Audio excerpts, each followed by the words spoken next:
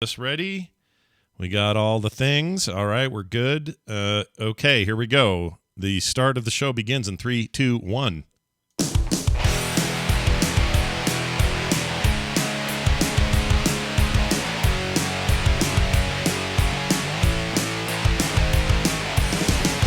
Hello, everybody. Welcome back to Core. This is Core for Thursday, March 3rd, 2022. I'm Scott Johnson with Bo Schwartz and John Jagger, and we're back to talk about video games, the business around it, new releases, a lot of Elden Ring talk ahead, so I'm just letting you know.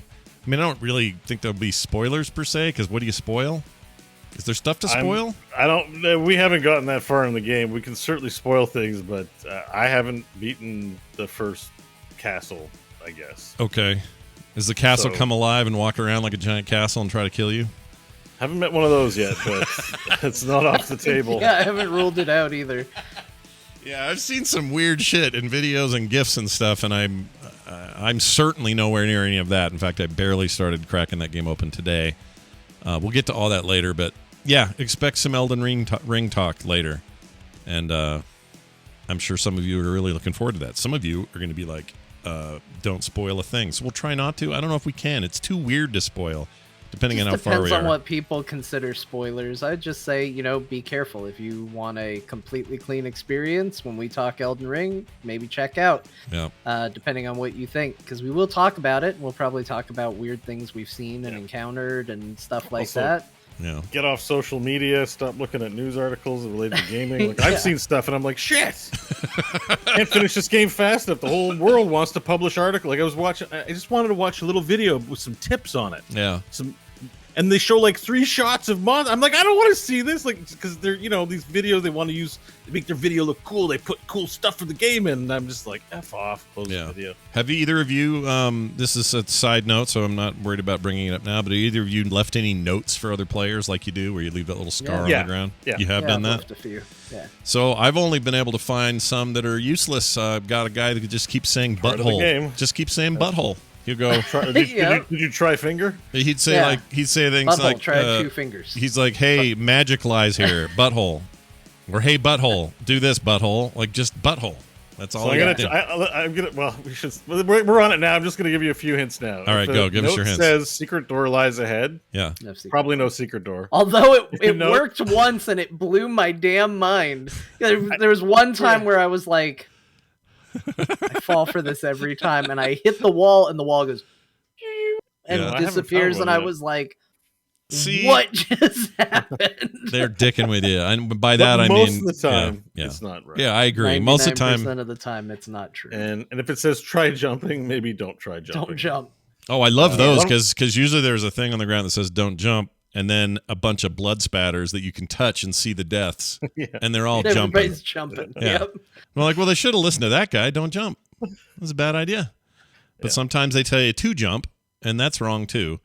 I have thoughts on all that because I know that's not a new thing. These games are famous for it, and whatever. Twitter, it's their version of Twitter. It's Twitter is inside the game. I love it. Elden Twitter. That's what it is. Secret door ahead, butthole. That's it. My favorite current meme is that there are people that call every monster they see a dog. And it's just always like dog ? And it's clearly a dragon or a lizard or a bear or something. And someone will put a message that just is their avatar pointing and it'll just go dog. Yeah. That's pretty good. It's amazing. It is really amazing. Good. And there are some things that are indeed dog looking, but I don't know why they decide to do it with everything. I did notice this. I'm going to put this in the chat so you guys can see it. But this is just a little brief. Little dragon beef. Okay. It's not even beef. I'm going to just go ahead and put my signature on top of this thing and say I approve of the dragon design in this game. I've only seen this dragon that I'm putting in Discord so you guys can see it. I'm showing the chat right now. That is a badass dragon. He has the proper limbs, meaning he uses his wings as arms once he lands. He doesn't have dumb little forearm crap. He's got a real beefy back end, really cool front end. That is a badass dragon. I look forward to encountering him in the world.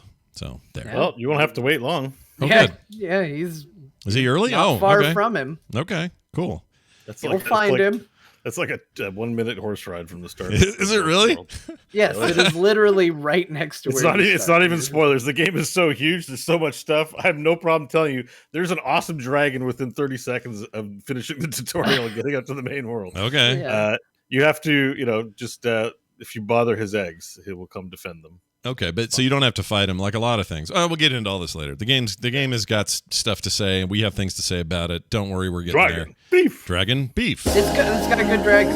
Yeah, it is. And you know what? I don't know if that's indicative of later dragons or if there even are later dragons or not. But that's the best dragon. Okay, well, kudos to them because it's a very cool design. Actually, I haven't seen other. Oh, maybe John knows. I haven't seen any creature, monster, whatever in that game that didn't look cool. They're all cool, like rad. Yeah, Some of them. I mean, the warrior jars are a little. This is exactly what I was thinking of. The little jar people. Cool is not a word I'd use in conjunction with the warrior. Okay, I haven't seen those. Puddles of blood and filth that leave a little bit to be desired.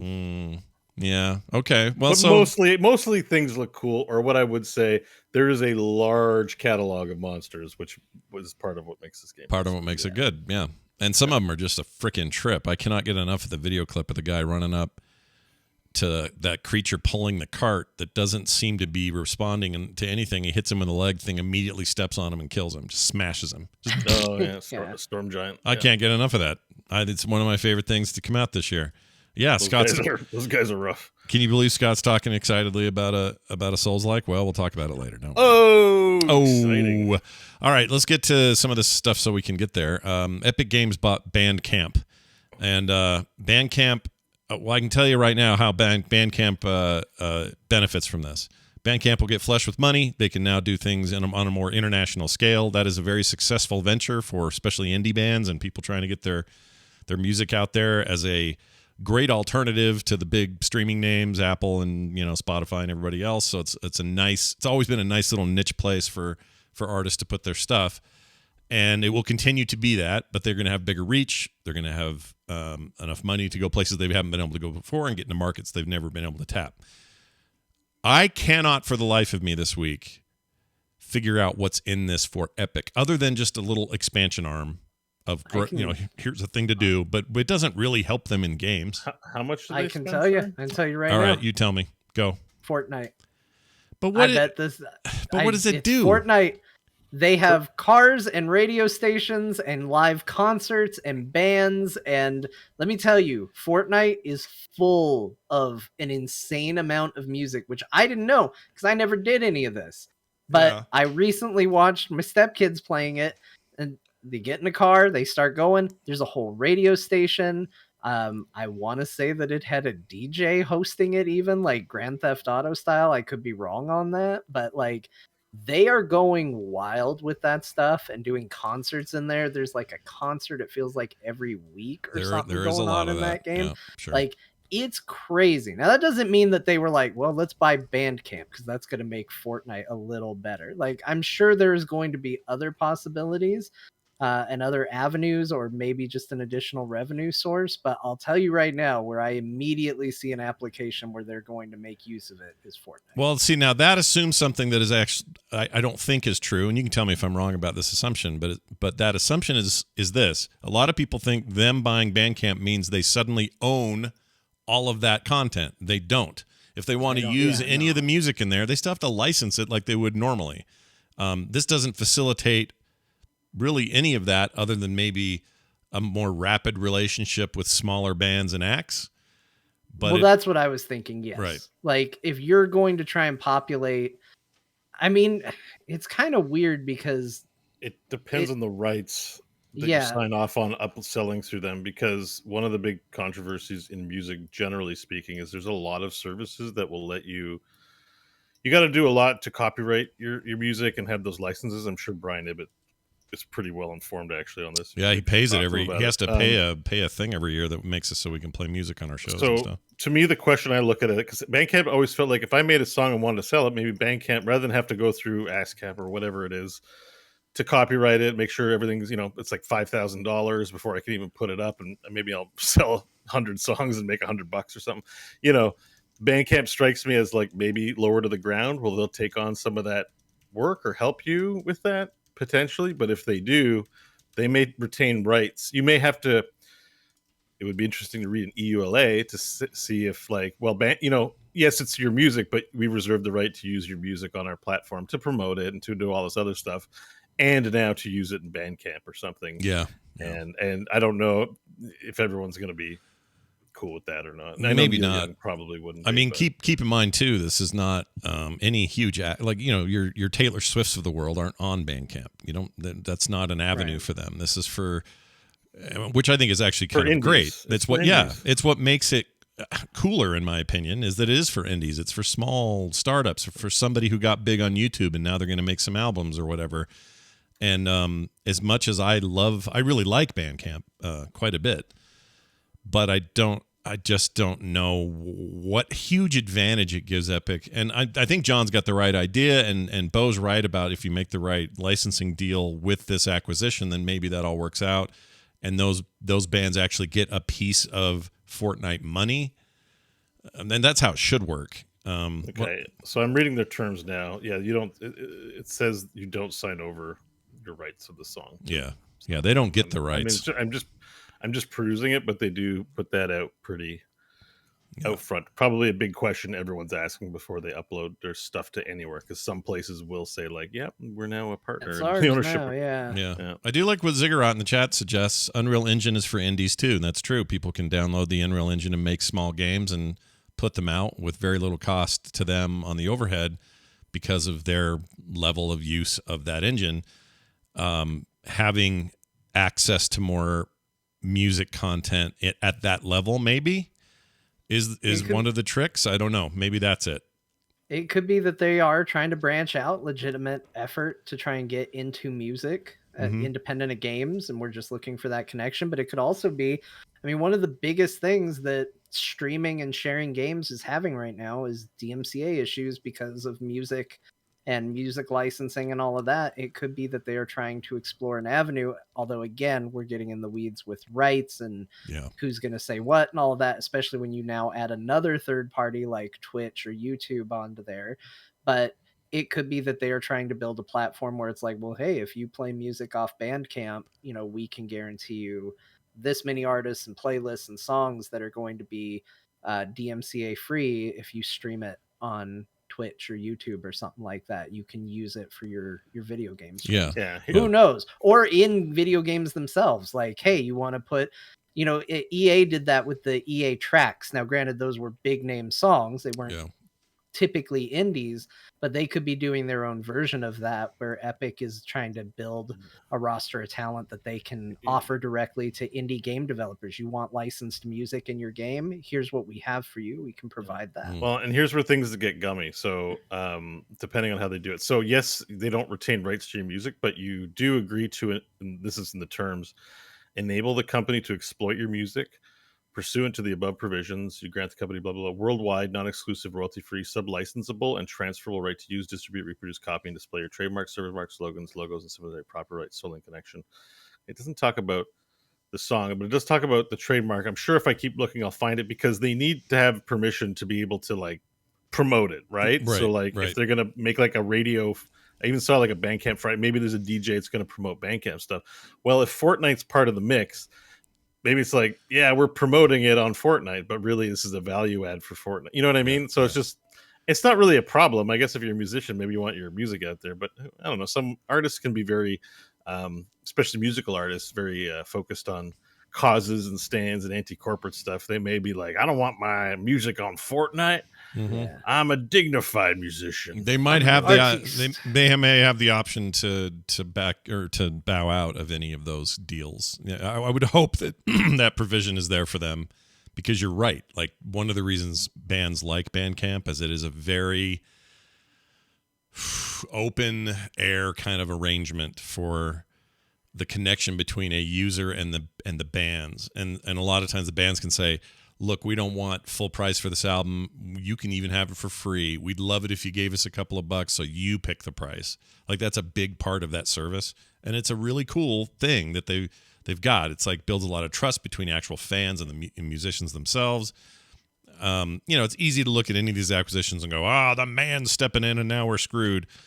I hope what happens is they just get flush with money and can do what they need to do in other places and expand the platform. And if it means games benefit in some weird way that we can't see right now, fine.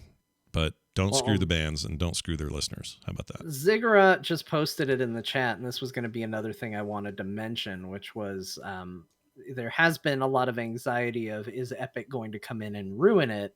And in general, and again, we have to take them at their word. And if you don't want to believe it, nobody's going to make you. But Epic has stated that they are not looking to change what Bandcamp is. Like they've made a statement that generally speaking, they want to keep the platform the way it is and keep it working generally the way it already is. Yeah. So yeah, we'll see. You never know. But they want something out of it. Yeah, they want something. Sometimes it's underlying. Something. Sometimes it's patents or it's underlying technology. It's hard to think that Bandcamp has any of these anything special in this strain. To me, the thing that's probably special about Bandcamp is its user base. But, I was talking to Tom Merritt. He thinks this is also acts as a poke in the eye to Apple because Epic is not happy with the way Apple has been with them. They're in the middle of an ongoing, continuing lawsuit. Yeah. So I don't think the whole thing's like a spite purchase the way that Larry David would do it. It's what is it, Mocha Joe's versus Mocha store, Larry's Lattes or whatever. Store. Yeah, Latte Larry. Latte Larry's, that was it. One of my favorite seasons. I love that. Great toilets though. It was so good. But I don't think it's that. I think that may be a side thing for them to be able to expand into music in such a sweeping way, even though it's not really a direct competition move. It does take the indie thing off the table and becomes theirs. And I hope they do say like what John just said. I hope they do treat it well and with respect and let it be what it's going to be and just grow it. And even if it is just a side thing for them, fine, let it be another part of their business. If they did that would be great. If Microsoft does that with Blizzard and Activision, great. If all of these companies, if Amazon, which has a pretty hands-off approach to Twitch, continues to do that, great. They effed up Comixology, at least right at the moment. That may fix itself. I don't know, but for the most part, it seems like you don't want to spend this kind of money without. And we actually don't know the terms of the deal, do we? The money, I mean, have they said? Yeah, I looked at that and I didn't see anything in the linked article. Yeah, I don't think there's a price. But for whatever that is, it's in the many millions, possibly billions. The acquisition for Activision Blizzard King was 68 point whatever billion. You don't spend that kind of money and then just go in and gut it and say, I'm in charge now. That just F's it. And then what's your investment worth when you do that? So I think these companies are smart enough to know you can't mess with what's good about the thing if you really want to pay that much money for it. This isn't a buy and squash deal like a lot of companies do. Google will go out and buy somebody just to squash it and never have to have it as a competitor. They don't use the tech they bought. They just kill it. That's not unusual, but you usually don't see that in the big figures. So I don't know. I think ultimately this is a wait and see, but it's fine, And Bandcamp's what it is already still for everybody that wants to use it the way they want to use it, and it'll probably just get better and more far-reaching. And you'll get bands in places of the world you never heard before, and that's cool. So it's fine. Epic's just doing a thing.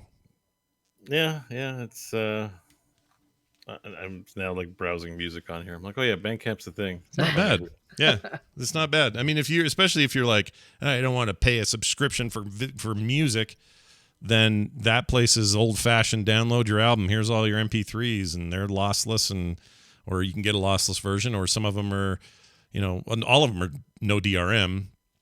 So they really do cater to that. I want my music how I want it, where I want it, and on my hard drive kind of attitude. And I think there's plenty of people that really like that. So there you go. Yeah, and it is easy to rip. Here's the thing with Bandcamp. You can play all the songs. Maybe the band or the artist can adjust these settings in their stuff. But you can go and just hit play and then record off the site. You basically can strip it right off the site if you want to. Yeah, or if you have like Internet Download Manager or something, like one of those. Yeah. You can download YouTube videos with the right piece of software too. Pretty easily. Sure. But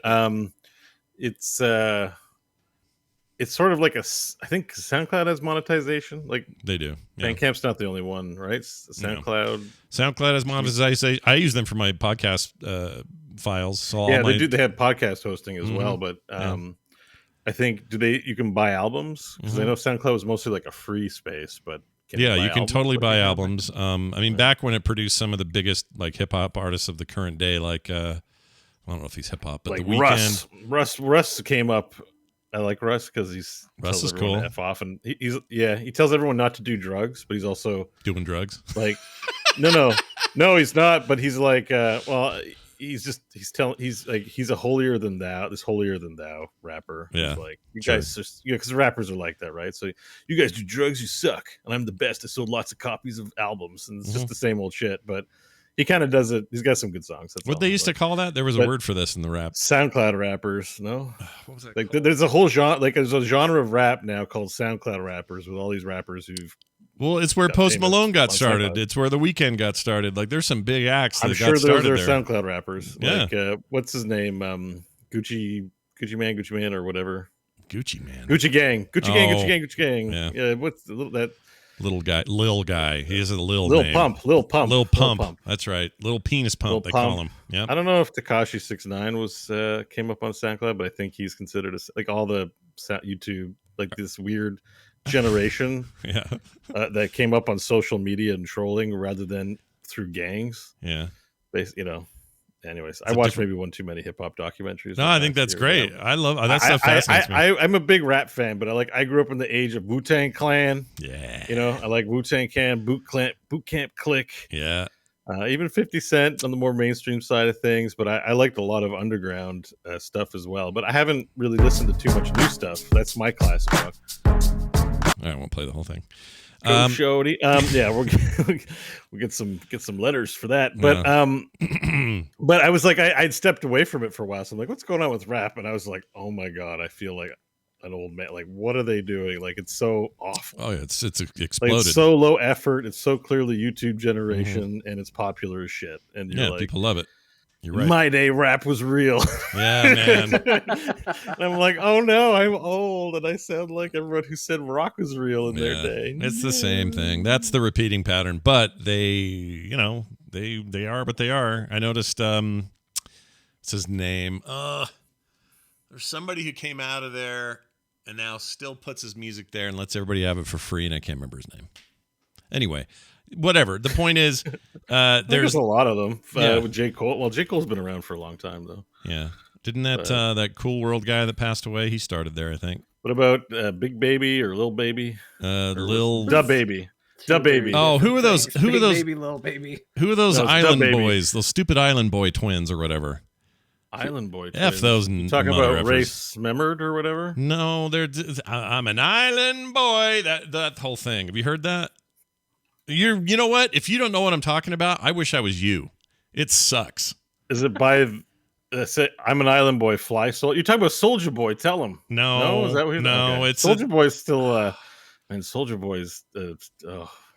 He's a sideshow. Oh my God, he was selling fake Nintendos for like a couple like totally everyone's like they're fake as shit or something like that, some fake ass console. Yeah, I love it. Forever. And then he got busted and he's like, these guys don't want to let a black man do business. And like, dude, they're you're knockoffs. Scamming people. Yeah. They're knockoffs. You're gonna get in trouble for that. No, the one right. So the one I'm thinking of Fly is Soldier? Was it Fly Soldier Island Boy? That's it. Okay, it sucks. I've never seen this. Is it like one with blonde hair? Yes, it's gonna make you want to die. Don't. It's the 2020 version of Crisscross. You remember Crisscross? Yeah, there were kids in Elmer, Quebec, wearing their pants backwards because of Crisscross. All right, like trying to look cool, and even I wanted to wear my pants backwards. Yeah, I think that was the. You're not doing that, John. Did you ever do that? That was the first cassette tape I owned. That was mine. Oh my lord! Where I was like, I mean, we had cassettes, but it was always like me listening to my dad's music, and I think that was the first one where I was like, I need to go to the warehouse and I need to buy Crisscross because they're gonna make me jump, and they are. I need this. And, yeah. I was really into MC Hammer for a period of my life too. Oh, MC Hammer was great in the day when that album, whatever the album was called, Don't Touch This and Too Legit to Quit, and we gotta pray to make it today. Yeah, that's the one. That was hot. That was hot at 9-year-old, or maybe it was 10, 11. I loved that. Yeah, it was great. But we just live in a different time. I was laughing the other day because he's now like a legit actor with like real acumen and big movies and all sorts of stuff. But that Timothy Chalamet kid, I say kid, he's in his 20s. He was doing Xbox 360 mods back in the early aughts. Oh, I saw that. Yeah. He was a aspiring YouTube personality. He's a little YouTube kid doing like, oh man, my 360, I got plugged in this hard drive and it made like just one of those. You can find him; they're out there. And now he's like, he's in Dune. There's probably a cassette tape floating around somewhere of me trying to rap too. I'm sure, like there, that exists somewhere. Yeah, 20 years ago. He was great in Don't Look Up. Up. CDs or something. He had a weird role in Don't Look Up. I really liked that. If I ever hit Brad Pitt levels of fame, whoever's got that CD is going to be publishing, getting $100,000 off somebody to get a hold of that artifact. Did you see that Bullet Train movie he's coming up in? Did you see the trailer for that by chance? No. You should watch that. Heard there's a John Wick-alike. Yeah, it's another Wick-alike. Exactly. That's another a great name. Yeah, it is. It's a Wick-alike. Everyone's like, oh shit, Wick is a good movie. We could do that. And there you go, Wick-alike. No, you're totally right. And sometimes they're great. Like I loved Nobody, which is a Wick-alike. That's a Wick-alike movie. Yeah, for sure. But the thing is, it's what's his name who directed? He directed Deadpool 1 and 2, or maybe just 1. Ryan Reynolds? No, not Ryan Reynolds. He didn't direct it. He's just in it. I can't remember who directed it. But anyway, it's Brad Pitt. I heard from Ryan Reynolds that the guy who directed it was stupid. Oh, maybe he said that in the movie, right? It was directed by some idiot. Oh, so he was being fourth wally about it. Yeah. Well, apparently, this looks kind of rad. I don't know why I said apparently. Apparently, this looks rad. It looked rad to me. So watch the trailer. You're like that little kid that's being interviewed. Apparently. We use him on TMS all the time for this. Where is it? Yeah. I don't watch the news. That's that kid. Yeah, that's him. Yeah. Apparently, I don't like TV, and apparently, and that kid was amazing. He was It was a great best. meme. Yeah, he was a good meme. Anyway, go watch the Wick-alike trailer. It's for something called Bullet Train that has nothing to do with Epic Games buying Bandcamp. Let's move on to Bungie. It says it's a hard no when it comes to the Steam Deck and Destiny specifically. They're not going to let you play Destiny 2 on the Steam Deck. And they're not being very clear as to why they won't. Because Sony bought them. Well, maybe. Yeah. Maybe. I reached for the easiest thing. What is going on in my head? Sony bought them. That's the reason. I don't know. It's an odd choice because I actually really can't suss this out for myself. There's a lot of theories out there, but the main one I think it is probably is that, and they did say this. They said the minute the device supports, without any fiddling around, Windows as a base operating system, and it will do Windows. It's just that they want you to launch everything in the Steam OS. Until it supports that, then no go. And I don't know if that's a security concern. If they're like, well, I don't want to have this running on Linux or a fork of Linux, which is Steam OS is a fork of Linux. Players don't care. They just want it to run and run well. And I that's the only thing I can think of. Some security thing, like they're worried about hackers or cheats or something. Everybody's saying it's because of anti-cheat. No, it isn't. They've already confirmed that anti-cheat will work on the device. Yeah, it already works. It still works. Yeah. Right? So I think that's not it. I think it's and like you said, like somebody actually got this running. They got Stadia running on their Steam Deck running Destiny 2, which is hilarious because that's dumb. First of all, second of all, Destiny 2 on Stadia is a Linux build of the game. There's no reason that couldn't easily port to SteamOS. So it feels maybe the Sony thing is it, or maybe Sony's just like, oh, tell them no for now. We got to talk about it. This is all happening too fast. I don't know. I don't know, but they said if you try and find a way to work around, we are going to ban your account. Is what they said. Yeah. If we catch you logging in at using any method of working around on the Steam Deck platform, we are going to just ban your account. That seems so hardcore and out of nowhere to me. Yeah. So I don't like to be conspiratorial. Bo does sometimes. In fact, here, let's play a little music. Where is it?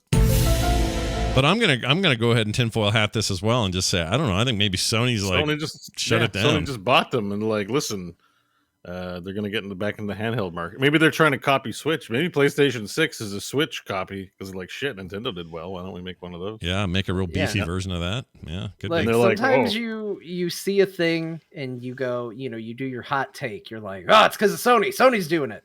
And sometimes that's, a tinfoil hat. In this case, we don't need to throw Bo under the bus. I 100% think that's what it is. I'll join him. I'll put on that. We're all wearing that hat. It's join fine. me under the bus. We'll all be the Tin Woodsman on this show. It's 100. It's 100%. Who doesn't want okay? So the technology is not an issue. Anti-cheat works. That's already on Linux on Stadia. So there's no reason. And they're programmers. They can figure it out. Yeah. It's not hard apparently either. Developers are everyone, hey, it's all set. There's nobody that's like another place for people to buy and play my games. No, thank you. Yeah. Like all if you just don't want to have it on there, don't say anything. Yeah, just don't have it work and just let people run it and whatever. I mean, they own it. That's what all the other companies who are not getting verified games are like. If it runs on it, great, okay, cool, buy it. Yeah, they're not that worried about it. I mean, and they shouldn't be. And the thing is, I'm not in the place of let's make all the developers do some undue work for this thing to make it work for their games. And apparently it's not that big a deal. Like the Elden Ring conversion was easy, according to the thing I read this morning, which I can't find now. I was trying to find it. I watched the Gabe interview, and he said that's the goal is to make it easy for it to port. They're also not trying to throw up huge roadblocks for anyone. Right. The article I read on The Verge, so direct your thoughts there. They basically bulleted it out this way. They said Destiny 2 is one of the most forgiving shooters in terms of controls, playing well on both console and PC.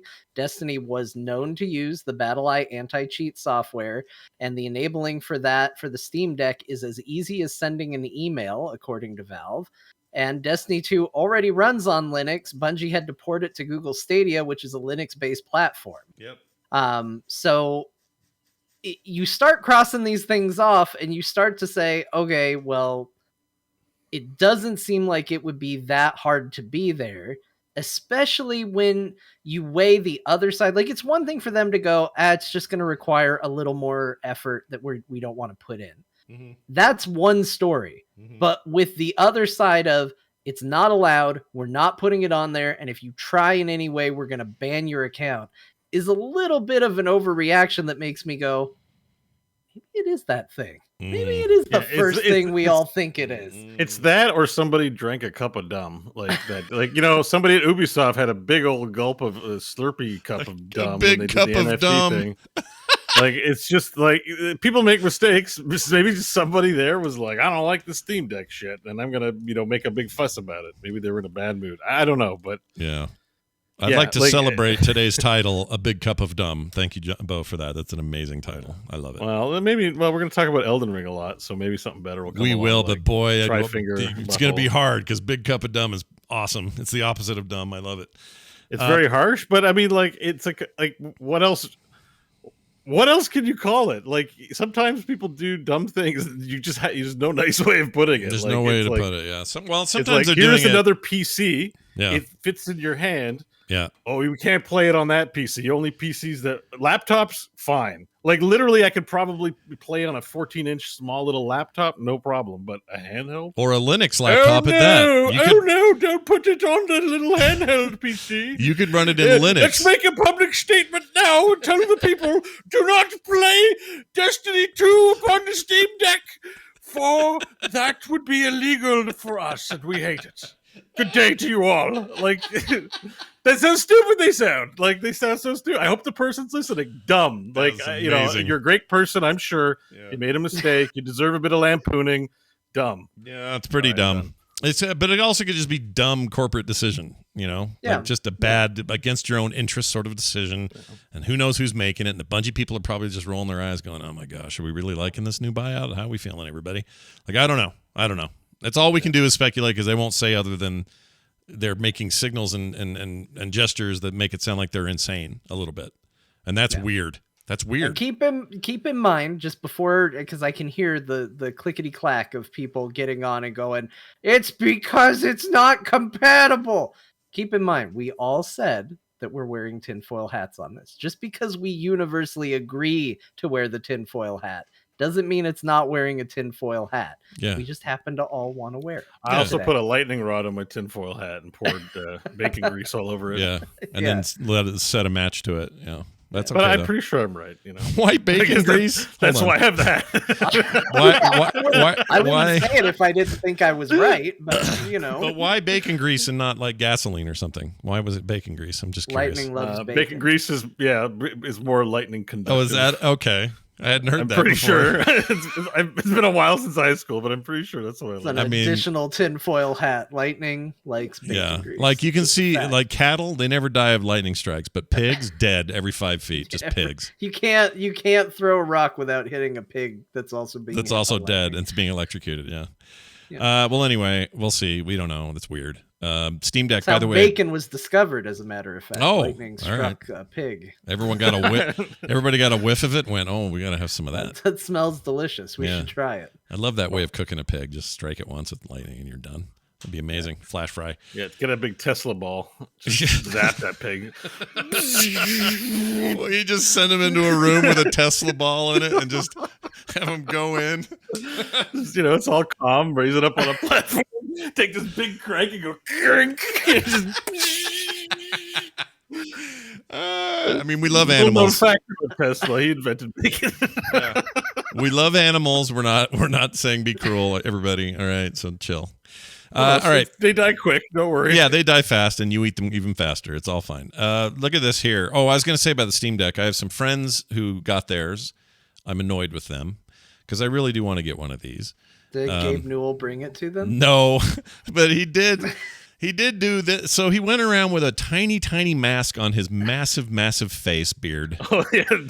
Tiny mask gate. That was a real issue. It was hilarious to me. You need a bigger mask, sir. He really needs it. He needs a hammock or something. I don't know what's going on there. But anyway, he went around to some local people who had bought them in the Seattle area where they're based.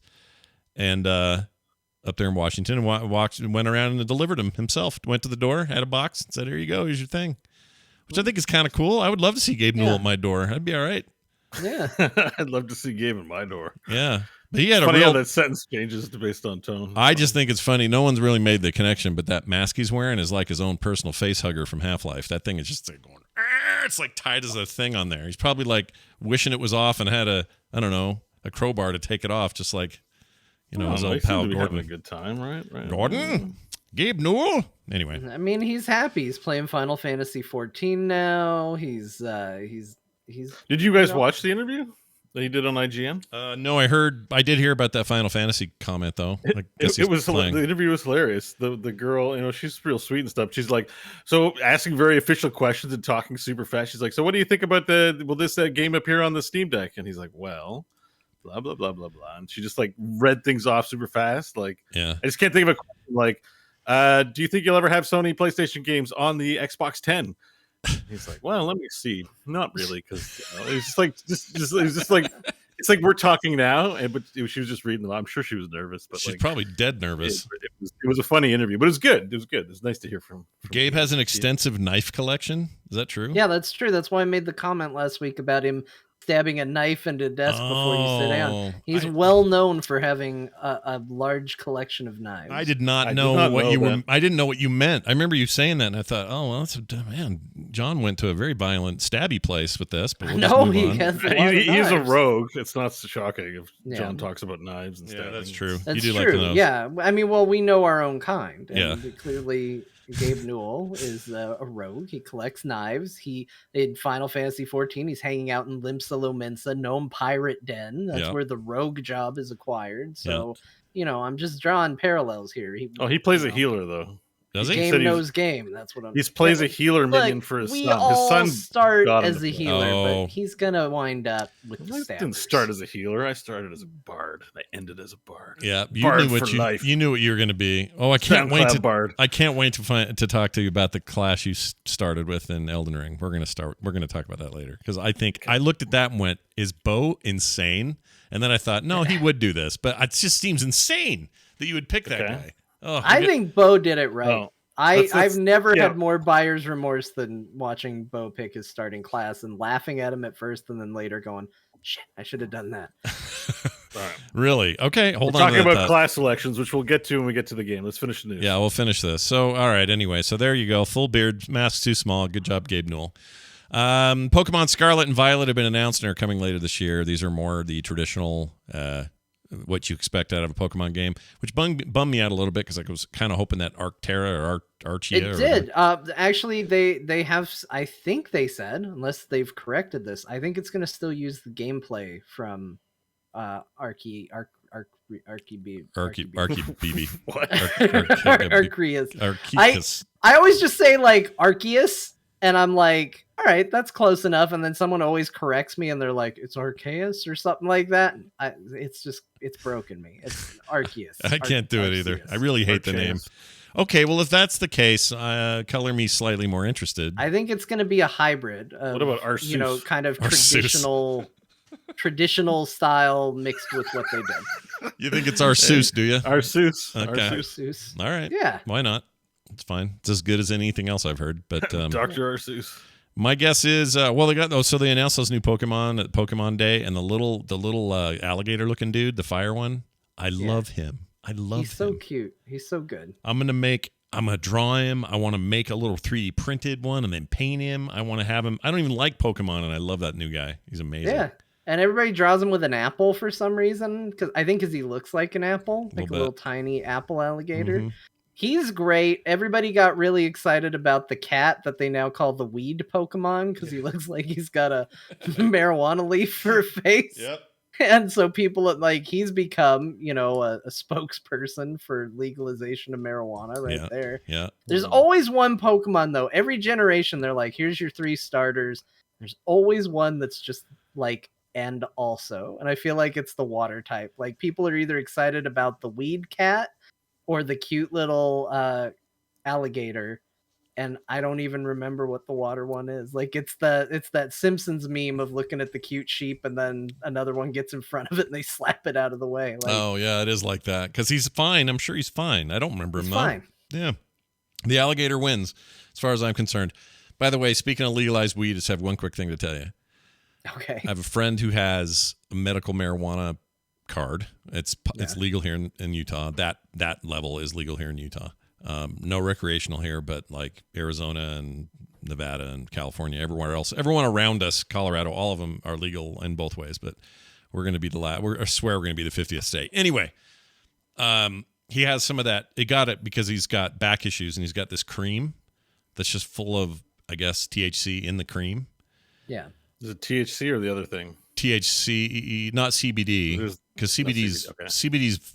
That CBD is not is CBD completely is topical legal too. Yeah, and but you can get that no matter who you are here. That CBD is not regulated that way. Yeah, I know in some states it is, but anyway, it's not psychoactive.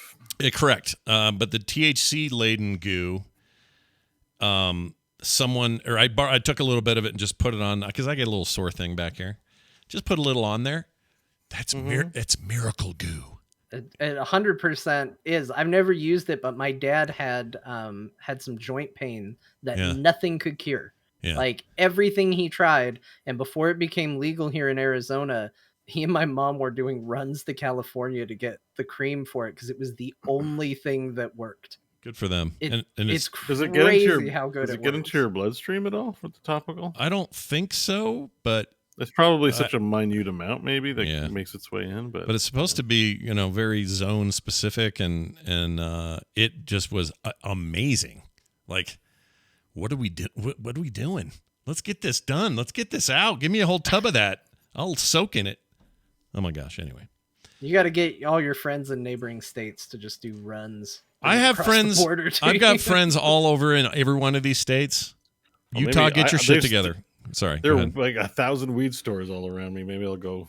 Well, I can't ship it over. That's the other problem is Canada's too expensive. Smuggling. Yeah, that's cross country smuggling even. Yeah, but haven't you always wanted to call yourself a smuggler? No. Like if you do it just once, you can technically call yourself that. Yeah, I don't want to. You don't want the legal. I don't want to be a smuggler. Okay. Every smuggler movie I see always ends with the smuggler getting killed. Yeah, that's true. That's true. But it seems like one of the least glamorous crime things. Like assassin. Oh yeah, I'm going around killing people. I'm John Wick. I'm a Wick-alike. Mm-hmm. But smugglers always like smuggling's great. I got all this cash. Oh, I'm dead. That's every smuggling story. I'm sorry, I need to mark that and go back and get it later. That was really good. All right.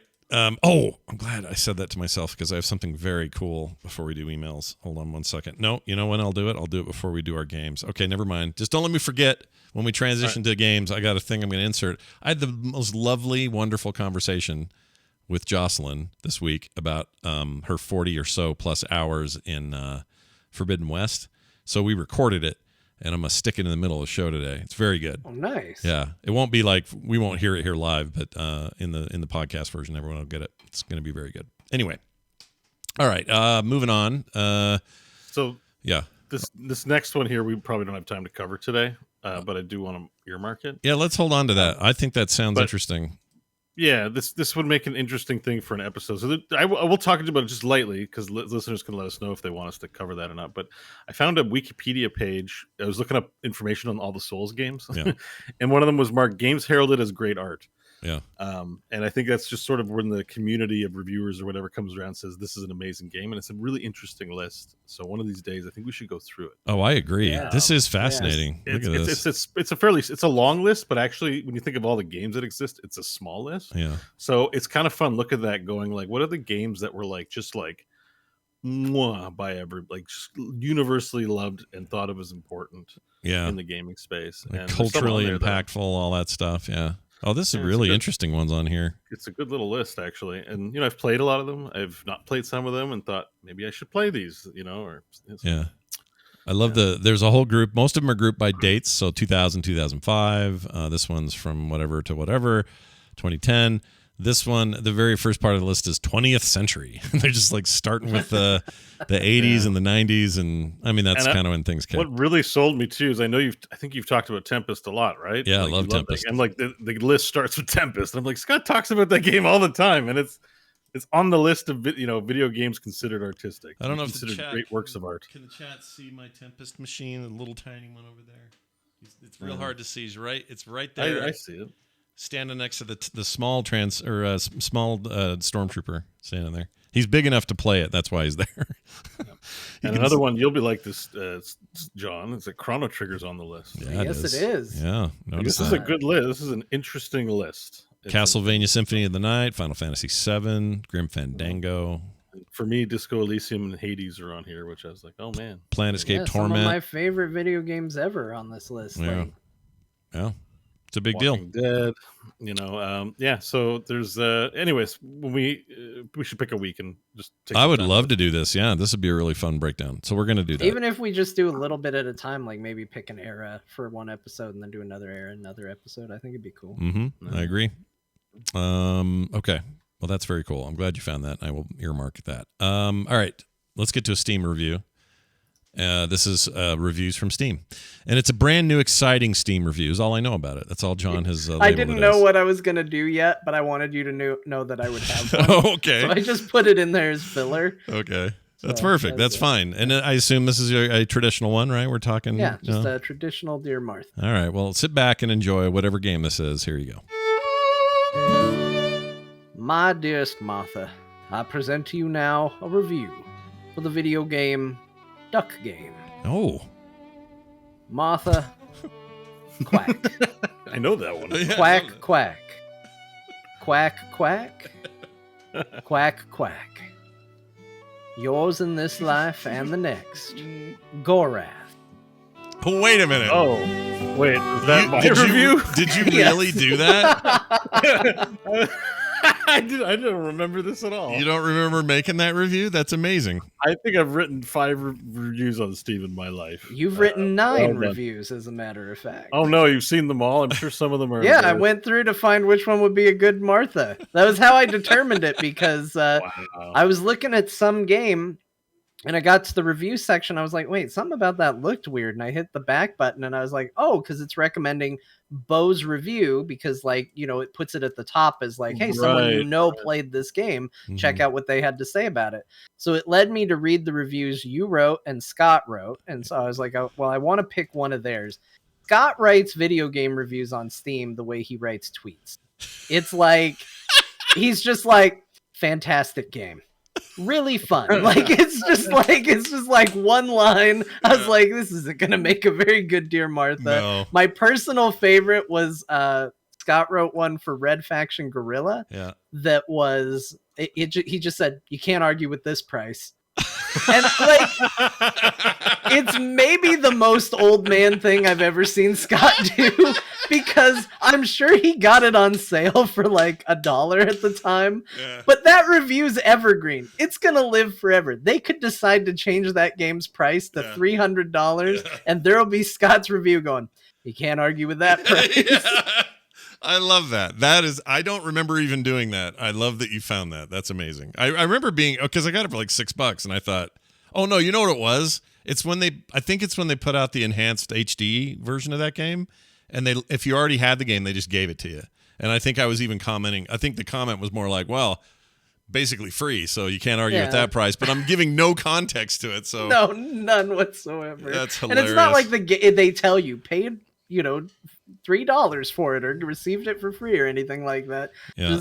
You can't argue with that price. It was really good. So I also read Bo's, and Bo's had funnier ones that would be good for Martha, but there's just something about him writing quack 7 times for Duck Game that I was like, this is the one we gotta go with. I forgot about that. That's really great. Well done. I absolutely actually love wrote that. 23 reviews. I'm like, I had to go back and see. I'm like, what kind of? Maybe it was Scott who did 9. Yeah. Oh, was it really? I've done 9. That's I got 23 products reviewed, but like they're pretty simple. I'm shocked by that number that I've done 9. I don't remember doing 9 reviews. I did one recently, I think. I don't remember what it was even. The hell was it? Oh, you know what? The new Bomberman, which everyone seems to be all mixed on. I really am enjoying it. I like it a lot. So I left I a was gonna positive say review. I saw one that I assumed was based on your Bomberman business. Yeah. But yeah, Scott's are all very short. Actually, your Bomberman's probably the longest one you've ever written. What did I read? Read it. This is Scott's review for Bombslinger. Oh, Bombslinger. Sure, I'm going to talk about that today. Okay, go ahead. Pretty sure this is the best Bomberman-like game ever. I prefer it over actual Bomberman games, especially the newer stuff on Steam. Has the spirit of the old stuff, but is doing lots of great stuff on its own. Would recommend to anyone who loves this brand of gameplay. Yeah. It's like good. That was a legit review. Yeah, that's not me going, well, you can't beat the price, can you? Normally, like, here's your one for Gas Station Simulator in all caps. Can't stop playing this thing. Yes. Or Shadow of War. Waited a long time after this came out to actually play it. It's really freaking good. That's it? Yep. Oh, man. Here's your review for Starcom Nexus. Okay. I love these kinds of games. They nail it. Oh, wow. I really went deep then on that and explained myself. Or Fantastic. Capsized, where you wrote, really, really like this game. Okay. Now, here's what's hilarious. I don't remember what Capsized is. What is that? I don't know, but you really, really like it, and you played it for 1.1 hours, so, you Wow. you really know it well. Chad agrees on Starcom Nexus. It is very good. So you know what? You're right. Your first estimation was right. I review like I tweet. You're right. That was exactly what I do, and it's kind of dumb. I shouldn't even bother. Why do I bother? No, it's great. It's great. You add to it. It's it's an upvote for things you like. Or Scott wrote a negative review. Oh, what was for? What was it for? What was the negative? Yeah, review yeah. about? So Scott wrote a negative review for Lightcam 100 frames per second game capture. And he wrote, needs a lot of work. I think there's potential, but lots of bugs and strange behaviors. Crashing things is not unusual, and the file converter appears to be broken entirely. We'll have to see how it shapes up with updates down the road, which I'm pretty sure he never did. Well, no, because you have 1.8 hours on record and only 1.6 hours at review time. So you did go back and give him another test. I did. I tried. It was basically back when we were all using fraps and things to capture video, and it feels like such an awkward phase in PC video capture. I remember fraps. Fraps, dude. Oh my gosh. But so I was looking for alternatives, and there was some stuff popping up on Steam, and that thing was a bug nightmare. It was bad. Okay, I do remember that. Poor Capsize, though. I have no memory of that game, whatever the hell that thing was. You really like it. Yeah, I really liked it, apparently. All right, well, that was great. I'm glad that we found... Yeah, this is great. I feel like you unearthed some gold that I forgot we buried. That's just great. I had no idea it was in there. All right. Gonna do something a little special real quick. Myself and Jocelyn, my former co-host now of The Instance. I don't know if everybody here has heard this or not. I'm sure you all have by now. That's all anyone's talked to me about for the last week. But last Friday, a week ago tomorrow, I ended The Instance after a 16-year epic run. And crazy. It is crazy. I was doing all kinds of weird comparisons about what that year was like. The number one rated film in the country was The Departed. Scorsese's The Departed was that year. That may not seem that crazy. It still feels like a modern film or whatever. But then you start getting nuts. We're a year and something away from iPhones. So touchscreen phones weren't even a thing yet. Twitter didn't exist. Whoa. No Twitter at all. YouTube How did only you promote the show? I know, right? How did any of this happen? YouTube had only existed for like 8 months.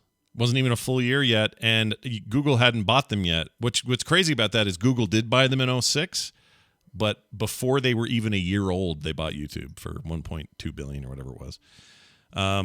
What else didn't exist then? I had a whole list of things. Oh, Nick was 5. He's now 21. That's the one that's crazy. Yeah. Thinking to that old bumper that you used to play for Town Crier. Yeah, your little boy is closer to that than...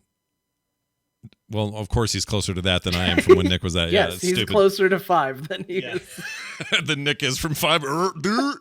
But it does give some context about how long that thing was running. Anyway, I didn't mean this to be more information about The Instance, but I really, really like talking to both Garrett and Jocelyn, and they're the two hosts that were on at the end. And I am always trying to think, well, make sure I can keep talking to these guys. So Jocelyn and I said, you know what? Let's sit down and talk about your favorite game of all time, which is Horizon Zero Dawn. And now she's playing Forbidden West, the sequel, the follow-up, which I am also playing. And she's loving it. And we talked about what they're doing right. Is this on par with what she loved about the first one? Will it exceed it and become her favorite video game of all time? All that kind of fun stuff. We sat down. We had this chat. I'm going to put it now in the podcast. I hope you guys enjoy it. We'll be back on the other side. And we're back. Thanks, Jocelyn, for taking that time and hanging out with us. Sorry, chat room, you don't get to hear it live. It's a little long. Thanks, Jocelyn. Yeah, thanks, Joss. She's awesome. She did she's always great to talk to. When she gets passionate about a game, there's nobody more fun to talk to about that game, because she really like the love there is Great cool. to talk to about video games. Yeah, she's great. We chatted about Elden Ring yesterday. Oh, that's right. You're on Gamers Inn or something, right? Yeah. That's awesome. Fun. I saw that post and I went, wait a minute, you're not her. It sounded like you had taken what's his name's place. Ryan Murphy. Sorry, Ryan Murphy. Dog. Yeah, Murph Dog. But you hadn't. It was just you being interviewed, which is pretty rad. I was also filling in, keeping the seat warm. Gamers Inn is awesome. awesome. I used to go on there once a year to do BlizzCon coverage while you guys were there. In years I didn't go. Yeah. And then Ryan and Crofton got together and they do the Dungeons and Diapers together. Oh, I didn't know that. I think that's a podcast. It might be a recreational activity. I'm not sure. Might be a sexual reference for them between them. One of those two things. Okay, fair enough. All right, there you go. Now this. The games we played this week. Get ready for some discussion. I will rip through my other extras because the main meat of the meal here will be us talking about Elden Ring. First of all, I started playing on my own time, just kind of in bed, getting ready for bed, kind of quiet time, playing it on my new Ambernick device, this thing right here. Ambernick.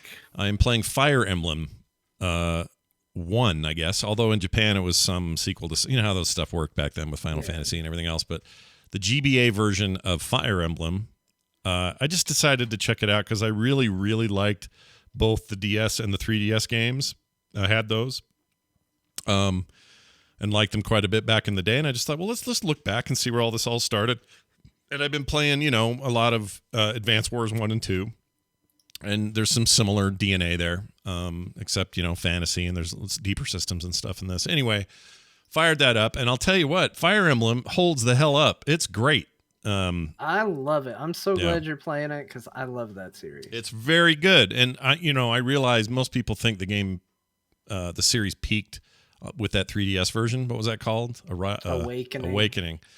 And I suppose I'll agree. I need to refamiliarize myself with it, but I'm so into these old retro freaking pixel games at the moment that this just feels really good. Like it's just tight and quick, and the turn-based tactic stuff is very well done.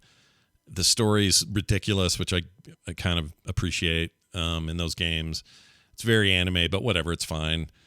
There's a girl in there as a character who's just always embarrassed to be around men. I don't understand why that's a problem, except maybe... No, there's always some weird tropes like that. You've always got your characters that are awkward or that have weird obsessions. Like Awakening had a thief that was like really into sweets. Like he always was like wanting lollipops and candy, and like they have weird, like there's weird oddities in the personalities of it. But then all of a sudden it gets back on the story stuff, and it's like very serious wartime. Like units die forever a lot of times in some of these, but then you do get some weird anime tropes in the characters. My favorite part probably is that my name is Chode. I'm really glad I'm glad I chose that name, because there have been a bunch of awesome moments like this time where the girls, and I'll put it up on the screen. Look at this line where she just says, "That's the last of them. Fantastic work, Chode." So it always feels like she's yelling at me, kind of like she's mad. She's calling you a chode. But she loves great me. Great work, you chode. Yeah, she's calling me a chode, and I love the word chode. Anyway, I loved it. I love that these old video games didn't have, they didn't care what you named your characters. So I've got, characters named Shitbag and Turd Monkey, and they don't care. Nowadays they'd say, "Oh, I'm sorry, you can't use that language in here," but back then they didn't give a shit. Anyway, the game is great, and the more I play old GBA games, the more I feel like that was a fantastic era. Just great stuff on that device, and I'm playing that at night. So that's what's going on with that. All right, well, enjoy yourself, Chode. I will, Chode. Let's see, more Forbidden West. We've talked that to death. I'm not far enough to say much more other than it's very good, and Forbidden West should be played by everybody. It's very good. The Kirby and the Forgotten Land demo came out today, where you can become Kirby and all that. Yeah. And, are you still as hyped as you were before? You're stoked? Here's what I did. I downloaded the demo. I played 10, 12 minutes of the demo and went, I'm going to play the shit out of this. And I turned it off and uninstalled it because I don't want to see the rest. I want to play it fresh for the whole game when it comes out on the 25th. That's a good sign. It's a very good sign. It's great. Yeah, I don't even need to play the demo. You've got me. It's sold. Yep. You got a pre-order? No, because pre-ordering's dumb. But I'm not letting Nintendo hold my money any longer than I have to. But I am going to get it without a question. I was kind of holding off because I just didn't know, maybe for reviews or whatever. But the gameplay feels great. It looks great. I love Kirby anyway. I've been doing Kirby art in anticipation for this stupid thing. Like, I feel like such a weird adult man looking forward to Kirby. Gelatinous Curb. Yeah, Gelatinous Curb was a lot of fun to make. So yeah, I'm that is now going to be a must buy for me, and Nintendo gets money from me this year. So good job, Nintendo. Nice job. Yeah, great job. Yeah, and that's out today, so you can play it. I just didn't want to see it all, so that's why I deleted it. It's not because I didn't like it. And real quick, I want. Oh, go ahead. Oh, I was gonna say it's pretty much a 3D adventure level game, right? Like, yeah. That's what Like what it looks like. In the past, they've all been 2D or side scrolly. Even when they were 3D, they were never, Mario style 3D the way Mario went. 2.5D they call it sometimes. Yeah, but this one is full 3D environments, 3D action, camera movement, all that, and clearly owes some, credit to the Mario series for doing that as well. But he's still Kirby in all the ways that Kirby needs to be him. He's sucking stuff in, taking their powers, shooting rocks out that he sucked in and blew out. But then beyond that, like, you become that car pretty quick in this demo. And you want people to experience Kirby. Yeah, and I wasn't sure that was going to be good. Kirby's freaking great. It's great. It's an amazing transformation that is really fun to play, and you feel invincible for a while, but then there are places you can't go as Kirby, so you got to get out of that mode. The nice thing is you don't destroy or just shit out the car. The car stays in case you need it again or something. It seems like there's going to be a lot of player freedom in this and still sort of stay true to what makes Kirby great. I will say this, it is very freaky to do the air suction thing that he does. Normally you see that in a 2D plane, even in Smash Brothers. It's just him on the side going, and everything, coming into his mouth. He does that now still, but now you can rotate him. And it's great because he's just going, you just like turn him around in a circle and he's just sucking in everything. It's amazing. So play. Yeah, it's Kirby. hard to get away from the innuendo in this game when talking about it. Yeah, no, Kirby, mouthful mode, like all this stuff. What are you supposed to do? Anyway, Kirby and the Forgotten Land demo available now, and that game comes out on the 25th. Do you think they're aware of it? Sorry, I know you want to move on, but I think people, yeah. Like, do you think if you're a developer working on Kirby, are you making these kinds of jokes all the time, or are you like, this is a serious game, and I wish people would stop making jokes like that? Like, what is it like there? I wonder. I would like to be a fly on the wall and just see like some American come into the development team and be like, "Yes, suck it, eh? That's what she said." They're like, "Get out." Yeah, get out. Get out the hell out of Kirby office. Kirby. Yeah, get out of the Kirby head office. You be respectful. The Kirby wing of Nintendo proper. Yeah, I don't know. It's interesting, but also, I'm sure somebody at Nintendo smirks and laughs. And Japan, dude. I mean, this is where this is being made. I think it's a Japan developer. You can go to the newsstand and in your fancy suit working at Nissan, and you can say, yeah, I'll take 3 copies of Rape Man, and if could I also have Tentacle Butthole 2? Thanks. And then you get on the bus and just stand there reading your Tentacle Butthole comic. They must not find it funny. They're just like, it's sucking. You can you suck things. Like they just probably just don't, they're not laughing, they're not thinking dirty thoughts and trying to be like repressing other people. They're just like, yeah. It's like eating yogurt. It is like eating yogurt. Everyone's just like, you eat yogurt. You don't really laugh about it. You don't really think taboo thoughts about eating yogurt. You just eat yogurt, and that's maybe how they think of it. But like every time you hear Kirby sucking something, I'm like, oh, what's Kirby sucking on now? like that's I can't get away from it. So maybe Japanese are not like that at all. We have maybe some people who could write in and help educate us on this. Yeah, I'd really like to know what it's like at Kirby head office, like Kirby HQ, I agree. Talk to the core at gmail.com if any of you have any insider information on how dirty the minds are of the Kirby folks over there. That'd be great. I mean, you can't help it with Kirby. One of the first, and I don't have it anymore. I wish I did.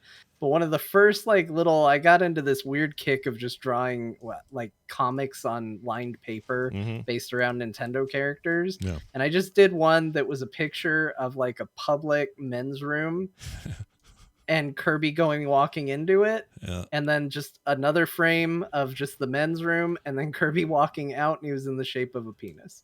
That's all it was. And I thought it was really funny. And, wow. Sometimes it's just you can't help it when you think about Kirby. You're like he puts things in his mouth and he turns into their shape and gains their power. Yeah. What can you do? What else can you do? What are you supposed to do? Exactly right. I have this, by the way. Let me play this for you.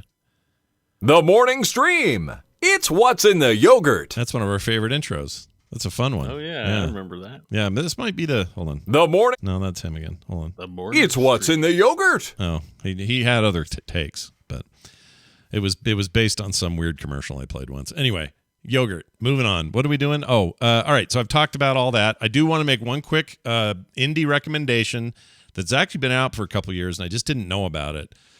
And I should have known about it because I had a code, and I just never installed it. Just didn't think of anything of it. Now I'm annoyed. But because I played it on PC, where I had the free code, and saw that it was only $11, I got it on Xbox and Switch just because. That's how much I like it.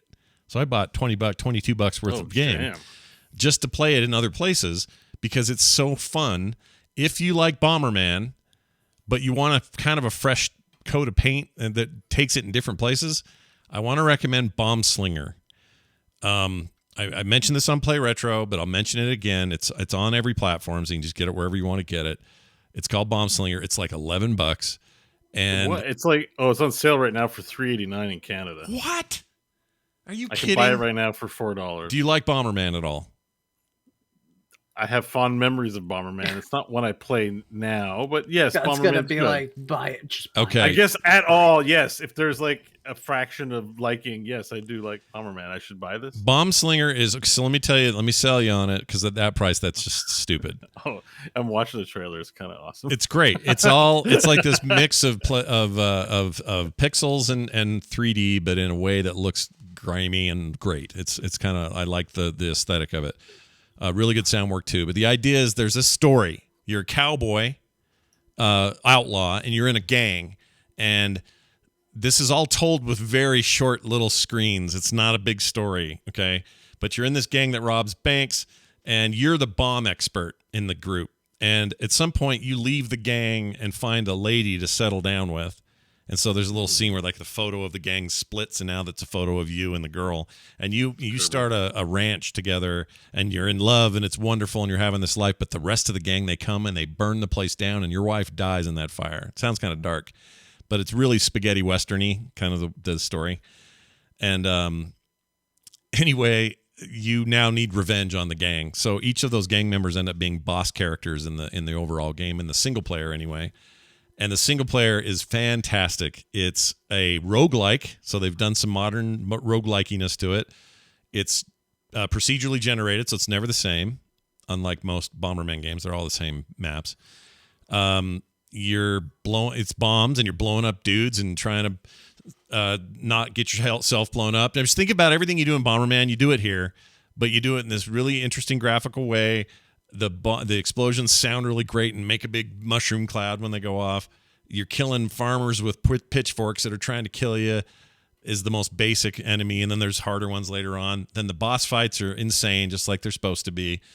And you get more bombs that you can lay down. You can get, the flame thing that makes them go further. But once you're dead, you're dead. If you've beaten a boss, though, you bring back a trinket that you can then take into your next run that might give you an extra heart of life, or it might give you an extra bomb to start with, so you start with 2, or that, think of roguelike stuff. It's like that. Yeah. So it's a really fun single player, which I really like. The multiplayer is a riot. It's 4 people co-op, or it's 4 people competitive local, so it's not online, which is a bummer. But and this is why I got on the Xbox, because me and my kids are going to play the living shit out of this. It's so much fun to blow each other up, and it's like what you think of when you think of Bomberman. I think it's a better version of Bomberman than the current Bomberman Online /R, whatever it's called, is, and it's okay, but I think this is a better game and is more fun, more responsive, plays great with controllers. Total blast. So much fun. And it sounds like it's on sale. It's probably on sale in the States, too. I don't know. Yeah, it's $3. $3 Canadian. John, you have little kids around. You have people that could have fun. You and your wife. I'm telling you, for $3. $3.59. It looked cool. I bought it, so I bought it while you're talking about it. It's not mine. It's a no-brainer. Loop Hero, by the way, also on sale for like $5. Also a great deal. Oh my gosh, that's such a great deal on that other game. Deals on Steam right now. Divinity Original Sin's down to $20. I'm actually I'm about to buy for myself the Steam World Complete Bundle, which is all the Steam World games for $24. Because I've never owned a single one of them. So Steam World Dig and the soundtrack, Heist and the soundtrack and the DLC, Steam World Dig 2, Steam World Quest, all of those. Yeah. For $25. You should. Quest is amazing. Quest's like 2D XCOM. It's fantastic. Oh my gosh. Have you never played Quest? John?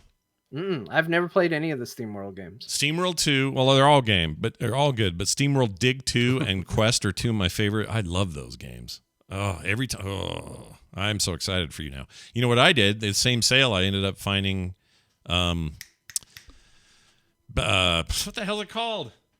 The third Borderlands. Borderlands 3, which I never picked up, didn't bother, whatever. Heard the gameplay was great, didn't really, I don't know, whatever. For whatever reason, we talked about it on the show too. I don't know why I didn't grab it when it came out, but it was like $10. I'm like, yeah, I'm getting that, so I grabbed that. Yeah. So anyway, it's a good sale right now. I've actually argued the sale right now, whatever this pop sale is better than the 2 they had at the top of the year, both the Christmas sale and the New Year's Chinese New Year thing they did. Those were not as good as sales as whatever this is right now. So. Yeah, Overcooked $3 as well. Overcooked 2. Yeah, Like there's bunch of just great like a lot games. of these indie like $3. Yeah. It's like it's pretty much free. I'm just noticing this. And there's nothing special going on Steam right now. There's just good deals. I don't know what's happening either, but $3 for that game, no brainer. It's a no brainer at 10.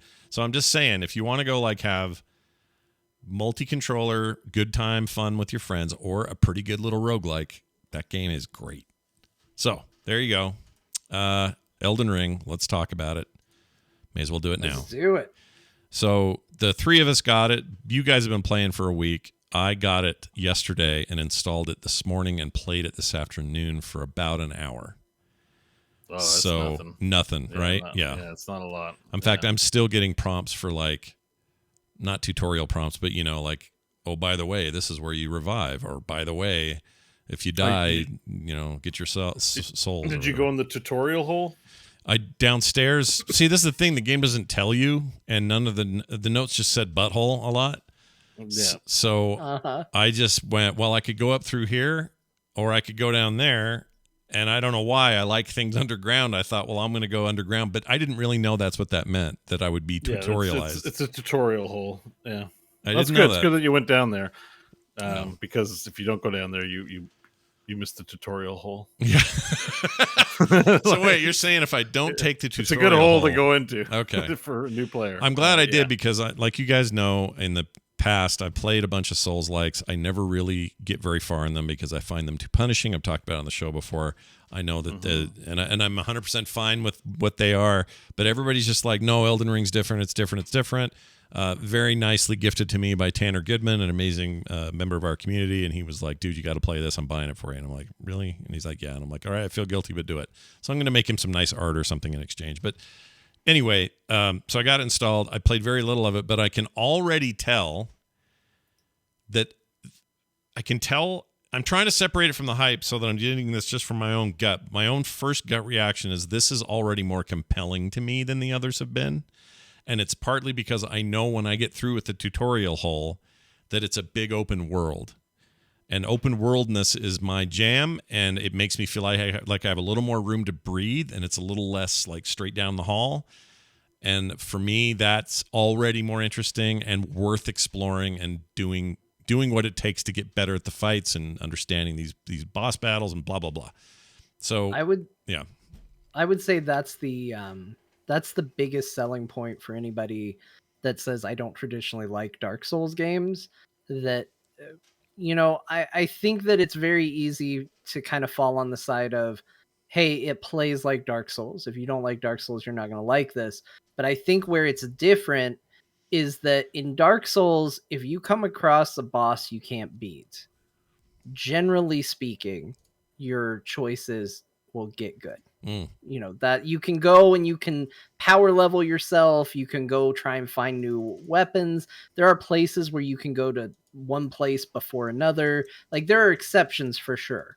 It's not 100% linear, the Dark Souls experience, but it's more linear than Elden Ring. And I think the ability to, when you go, oh, I just feel like I'm banging my head against the wall trying to beat this boss, or if you're doing a corpse run to get your runes back and you die on the way to getting them and now those runes are lost, having it be an open world where you just go, well, I'll just go do something else. I'll just go somewhere else. I'll go explore. I'll go check out this building that I saw that's over here. Or there was this tunnel that I couldn't get through. Maybe now I can get through it. Or I remember fighting this boss. Maybe they won't be that difficult now. I'll go back and give it a try. Yeah. Like it opens up that game in a really amazing way. Whereas before it was like, rating and WoW, where it's like, oh, we can't down this boss. I just want to log off and go home. Mm-hmm. Like now you have something else you can do. Now you can say like, well, I'm not going to worry about it. I'm going to go figure something else out. And I've been to so many places that I'm clearly not supposed to be because I've gone like, I can't get past this knight that keeps killing me. Well, you know what? I'm going to go just ride and go just check something out. Or, I ran into a trap that put me in a terrible situation. And now I'm going to try and actually figure out what it's like over here instead of, just teleporting back and going, well, I'll just keep going. It's really open in that way. And it really makes for a different experience. So if your issue has been difficulty or just the repetitiveness of Dark Souls that you don't like, I think this game circumvents that in a clever way. Now, if you can't stand the controls or you can't stand a game where you're going to die, more often than not, I don't think this game's going to change your opinion on it. But it does have, and like we told you, Scott, it has a more forgiving. Usually there is a respawn right outside the boss room. Right. Usually. Most of the time. Not always, but usually. Yeah. But they're like, I would say, having in the castle, like, you'll have these segments that you have to get through to earn your way to a save point. Yeah. So like, there's still challenges, but I didn't play the Souls games, so I can't compare it as well. But I would say like the difficulty, like, yes, it's difficult, but there's two main reasons it's difficult. One is there are no cancel animations when you're fighting. So a lot of games have, you do your moves, but your dodge cancels everything and lets you dodge right away. Yeah. Stuff like that, like, oh shit buttons. Like, you realize, oh, my ultimate maybe move, I'm stuck in the animation, but most of my other stuff are quick, cancelable. Everything in this game is like, you swung your sword when you should have parried. Well, enjoy getting an axe in your face, or a dragon's going to bite your head off because you picked the wrong move. Mm-hmm.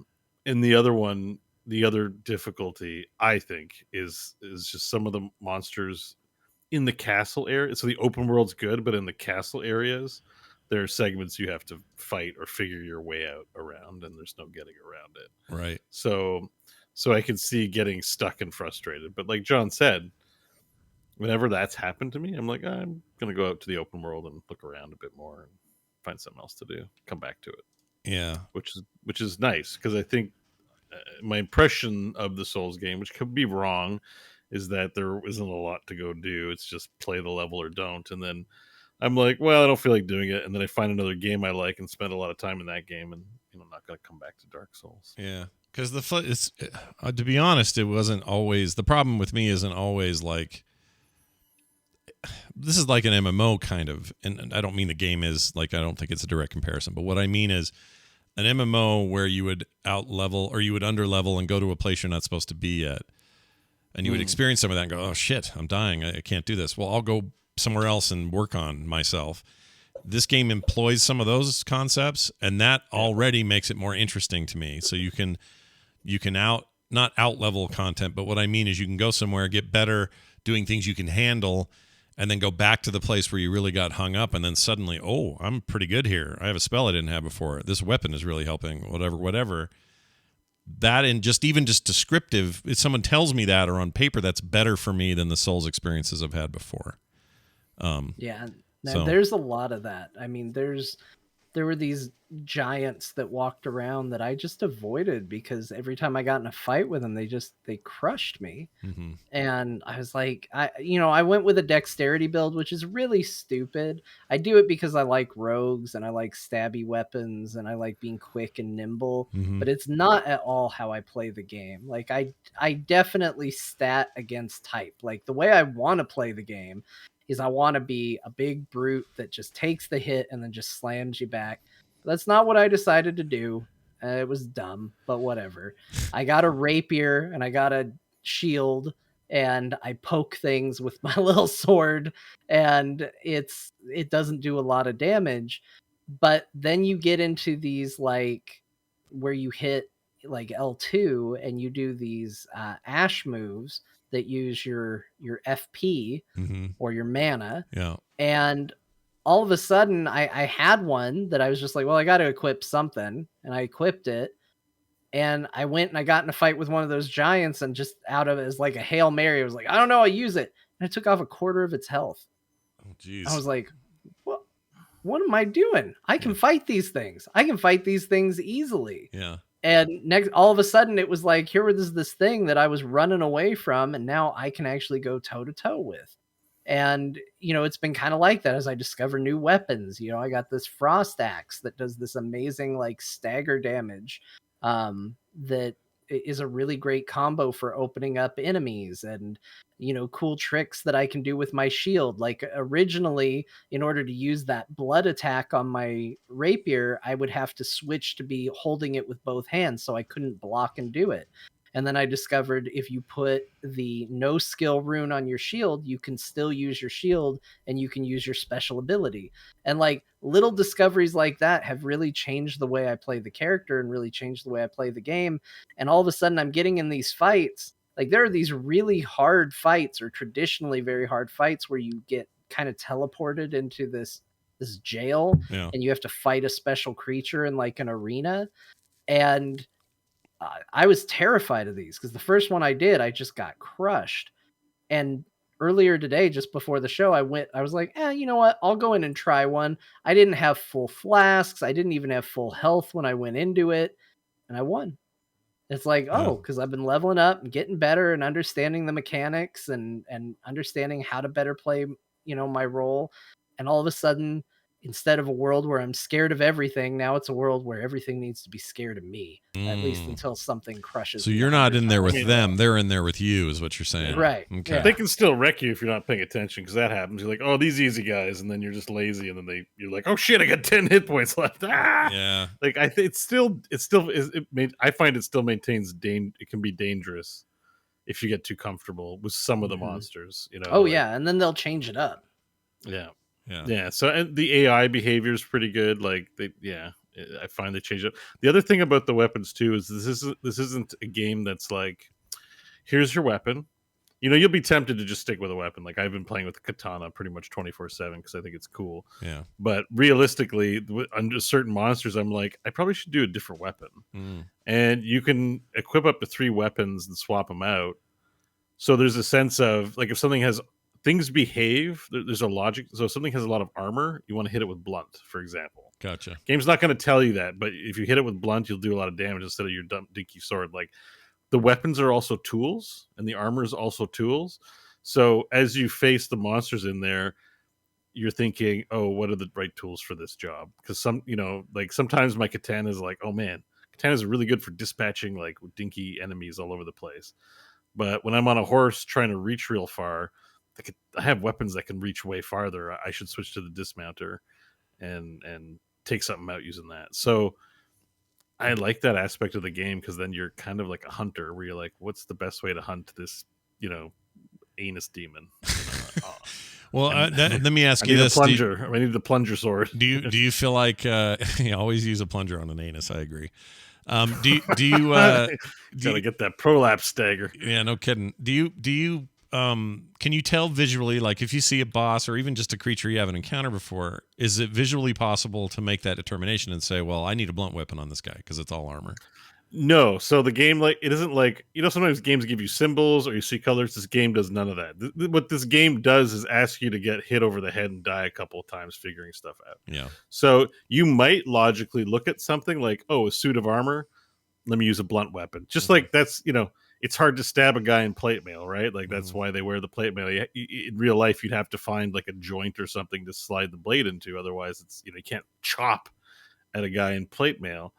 But you can hit him with a warhammer and crinkle up that, it's not going to do much, which is why those weapons exist. So that's obvious. But when you're facing demons, they don't wear plate mail. But I think there's these zombie guys that have crystals growing on them that act as armor. So blades are not good against them. Use a hammer. And I have to get back to them. It's just something I actually came across on the internet, not, I try not to look things up, but I found, I was like, oh, that's probably why my katana didn't do very well.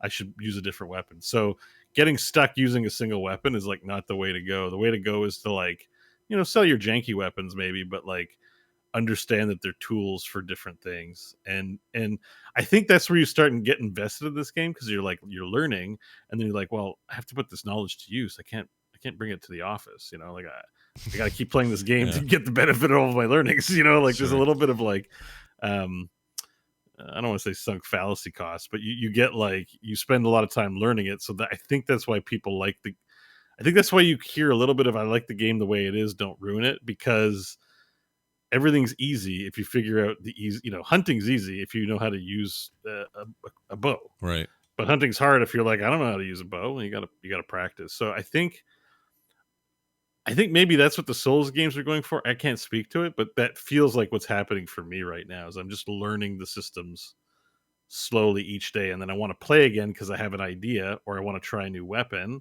Like I found some fist weapons. Oh, cool. Some they're called cestus. They're these punching gloves, and I'm like, oh man, screw weapons. I'm gonna go punch up some stuff. And I already did a few practice runs in that village you're showing.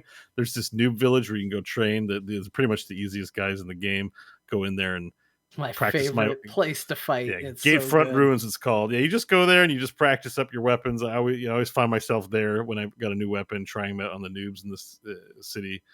And yeah. So it's there's kind of this the weapons. It's not just like what's the best weapons. It's like they're all tools. Like I'm it's unfortunate that they're locked behind stat requirements. So like I go strength dex. So there's some cool looking faith weapons, but I'm not a cleric. But I think that's where people are like, I want to do another run and play it as a faith character and all that. So let's see how that goes. What class did you pick, by the way? Okay, I wanted to talk about that a little bit. So I picked what I thought looked the coolest, and I don't know if that was smart. I read all the stuff, and I was like, well, what do I really want to do here? What are the, who does what, and why would I want to? But I ended up going with the samurai. He looks like a badass, and samurai looks cool. Yeah, samurai sword's awesome, and the move you get on the L2, you hold the sword back and just go. Oh, that's so cool. That stuff's so good. Yeah, that stuff's really good. I guess I was a little worried at first because I thought, well, maybe he seems. There's a lot about this game that's very dark fantasy in a Western style, but there's also a lot of the game that is not.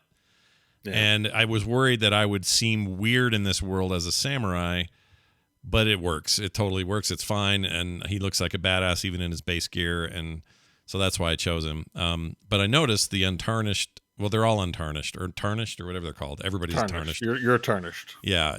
You went with the thing that it looked like the dumbest idea ever to me, which is guy in a diaper. Basically, well, loincloth, but yeah. I mean, it's very narrow. And he keeps all of his items in his butt crack. That's where he goes when you go to get a potion. He reaches into his butt crack. Nice, pulls it out of his anus. Perfect. So, what is he called? They're called the. He's called the Wretch. So the way the class, you're picking a starting class, but you're all vanilla dudes. Like it's just a set of starting attributes and gear, right? It's not this you're going to go through the game and you're going to get whatever weapons you get and do whatever you do with your level. It's just a starting point. Mm-hmm. So I went with the Wretch because the Wretch is the most universal start. Like you're not committed to any.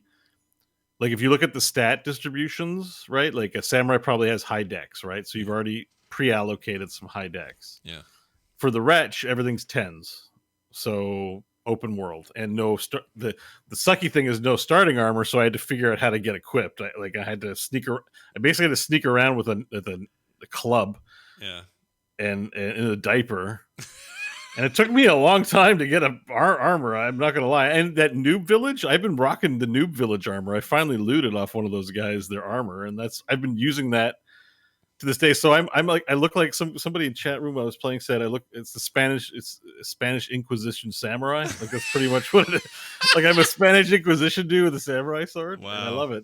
Wow. And every now and then I'll take off my armor to please the fans. They like seeing naked Gorath. I made the character look like me. So nice.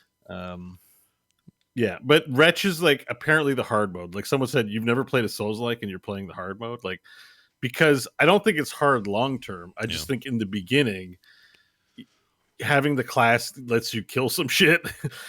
And it was actually really hard to like earn the first few levels, especially as someone who didn't know what I was doing.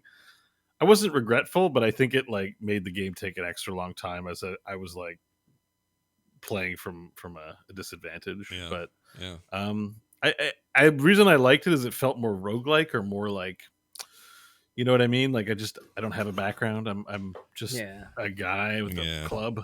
Yeah. And it's actually a very Nash Maggard kind of way to do things, attitude wise, like to start out. Oh, and I gave him a red eye too. Actually, you did? Nash Maggard. Yeah. One of his regular eyes, not one of his eye. eyes is red. Okay. Yeah. Okay. He's got a red eye. So when we were in teenagers, we used to say a butthole was a red eye. That was the thing we'd bring. No. I mean, he's got one of those too, but okay. Definitely has covered one by a of those. loincloth. That's where I keep my flasks of cestus. Yeah, that'll give you a red eye for sure. You got to watch out. But no, I in concept, I actually love it, but I just could not bring myself to play it first. I was just like, no way, I'm gonna die. Well, even when I picked it, I'm like, this looks like the hard mode. I picked it mainly just because I didn't want to. I felt like I was, I'm like, I don't want to. Maybe I want to be a cleric. I don't know what I want to be, and so I picked the wretch. Sure. I kind of sense maybe it was at a disadvantage somewhat, but whatever. I mean, I think it's cool. You're everything's a level 10. You don't ever feel like you're at a too big of a deficit if you want to adjust your build like crazy. And I thought it was a really cool way to, watching you play, because I watched a bit of the stream. Like, I thought it was a really cool way to begin, like looking for armor. Because for me, the first bits of armor that drop, it's like, whatever. I don't know. Because armor in this game isn't really like, it's not like Diablo. You're not going to get armor. There's not like a set of armor where it's like, oh, I got this set and it is therefore better. Yeah. Like, armor in this just is better at different things. It has different pros and different cons. Yeah. And in theory, you either pick the armor that gives you the best baseline for what you want and you just deal with the obstacles, or you keep all your armor, which is fine because you can, there's no limit. You can just carry it. It's not a problem. Yeah.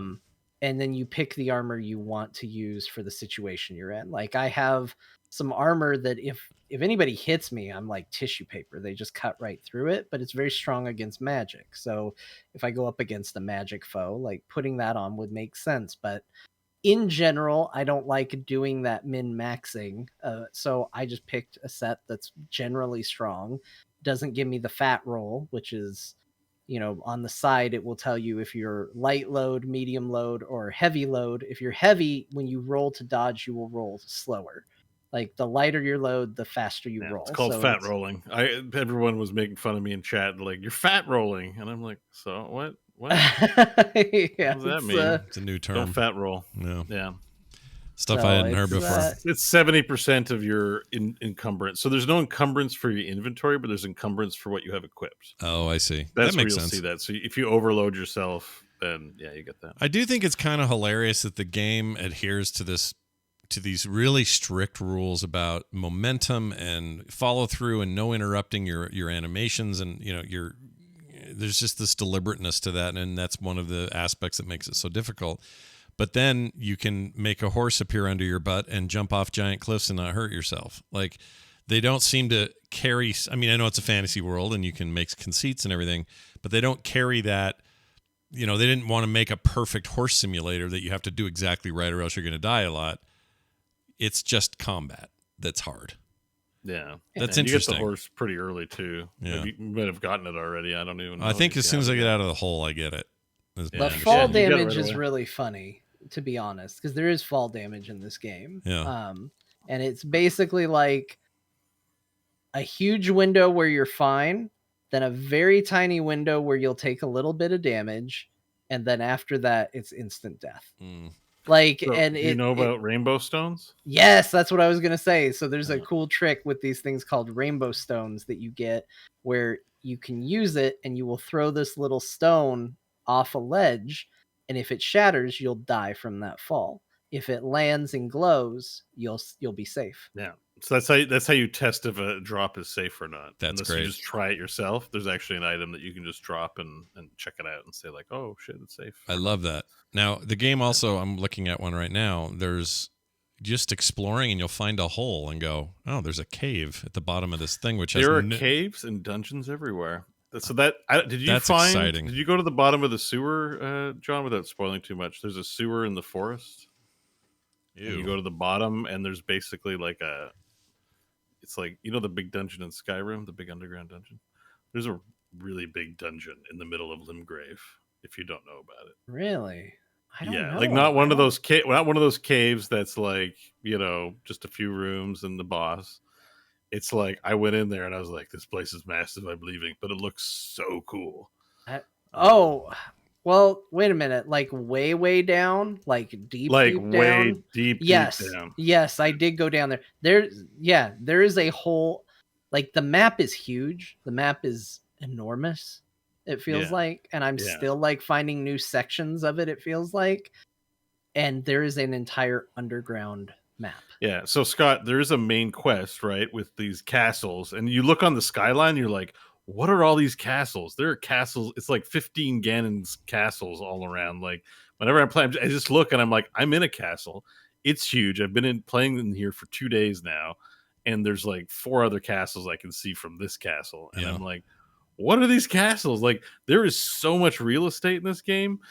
And it's not, this is because people compare it to Breath of the Wild because like, oh, it's open, so Breath of the Wild. But a lot of the stuff is very like labyrinthine, like it's a maze, like so, and usually there's something at the end of mazes. I don't know if you were watching last night, John, when I got to the basement of the castle. Yeah. And I was like, what's this? Like stupidity, like cool stupidity, but just like this has nothing to do with the main reason I'm there, but there's something really awesome in the basement. And then just out in the continent, there's this mega dungeon somewhere out there underneath that's like optional, and I'm pretty sure is not main quest stuff. Because I've heard that there's this thing called legacy dungeons or something.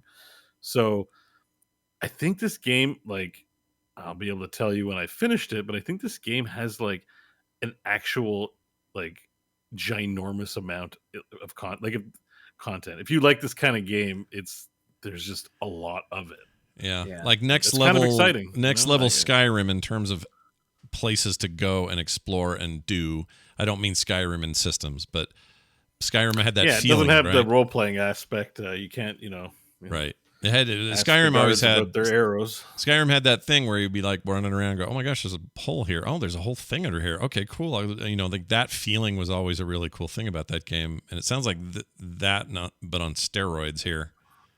Yeah, I mean, it's so today, just to give you an idea of some of the stuff that can happen, I was just riding around exploring. I was like, you know what? Here's a part of the map. I haven't unlocked any of the, I don't remember what they're called. They're the equivalent of bonfires from Dark Souls. Points of grace or sites of grace. Grace. Yeah, that's it. And I didn't have any for a section of the map. And I was like, well, clearly I haven't explored much over there, or there just aren't any.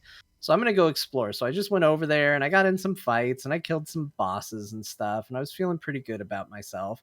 And I just saw this tower with just like generic knight enemies around it. I was like, okay, well, let's fight them. So I got in a fight with them and I made my way up the tower. And I did this cool thing where I jumped my horse off some rocks into the middle of the tower. So I skipped climbing the lower levels. And I just climbed up to the top because they had this guy on a giant crossbow up top. And I was like, well, I got to fight him. And I killed him. And I knew there were people coming up the stairs behind me, chasing me. And I was like, wow, let me open this chest real quick. And then I'll turn around and fight them as they come after me.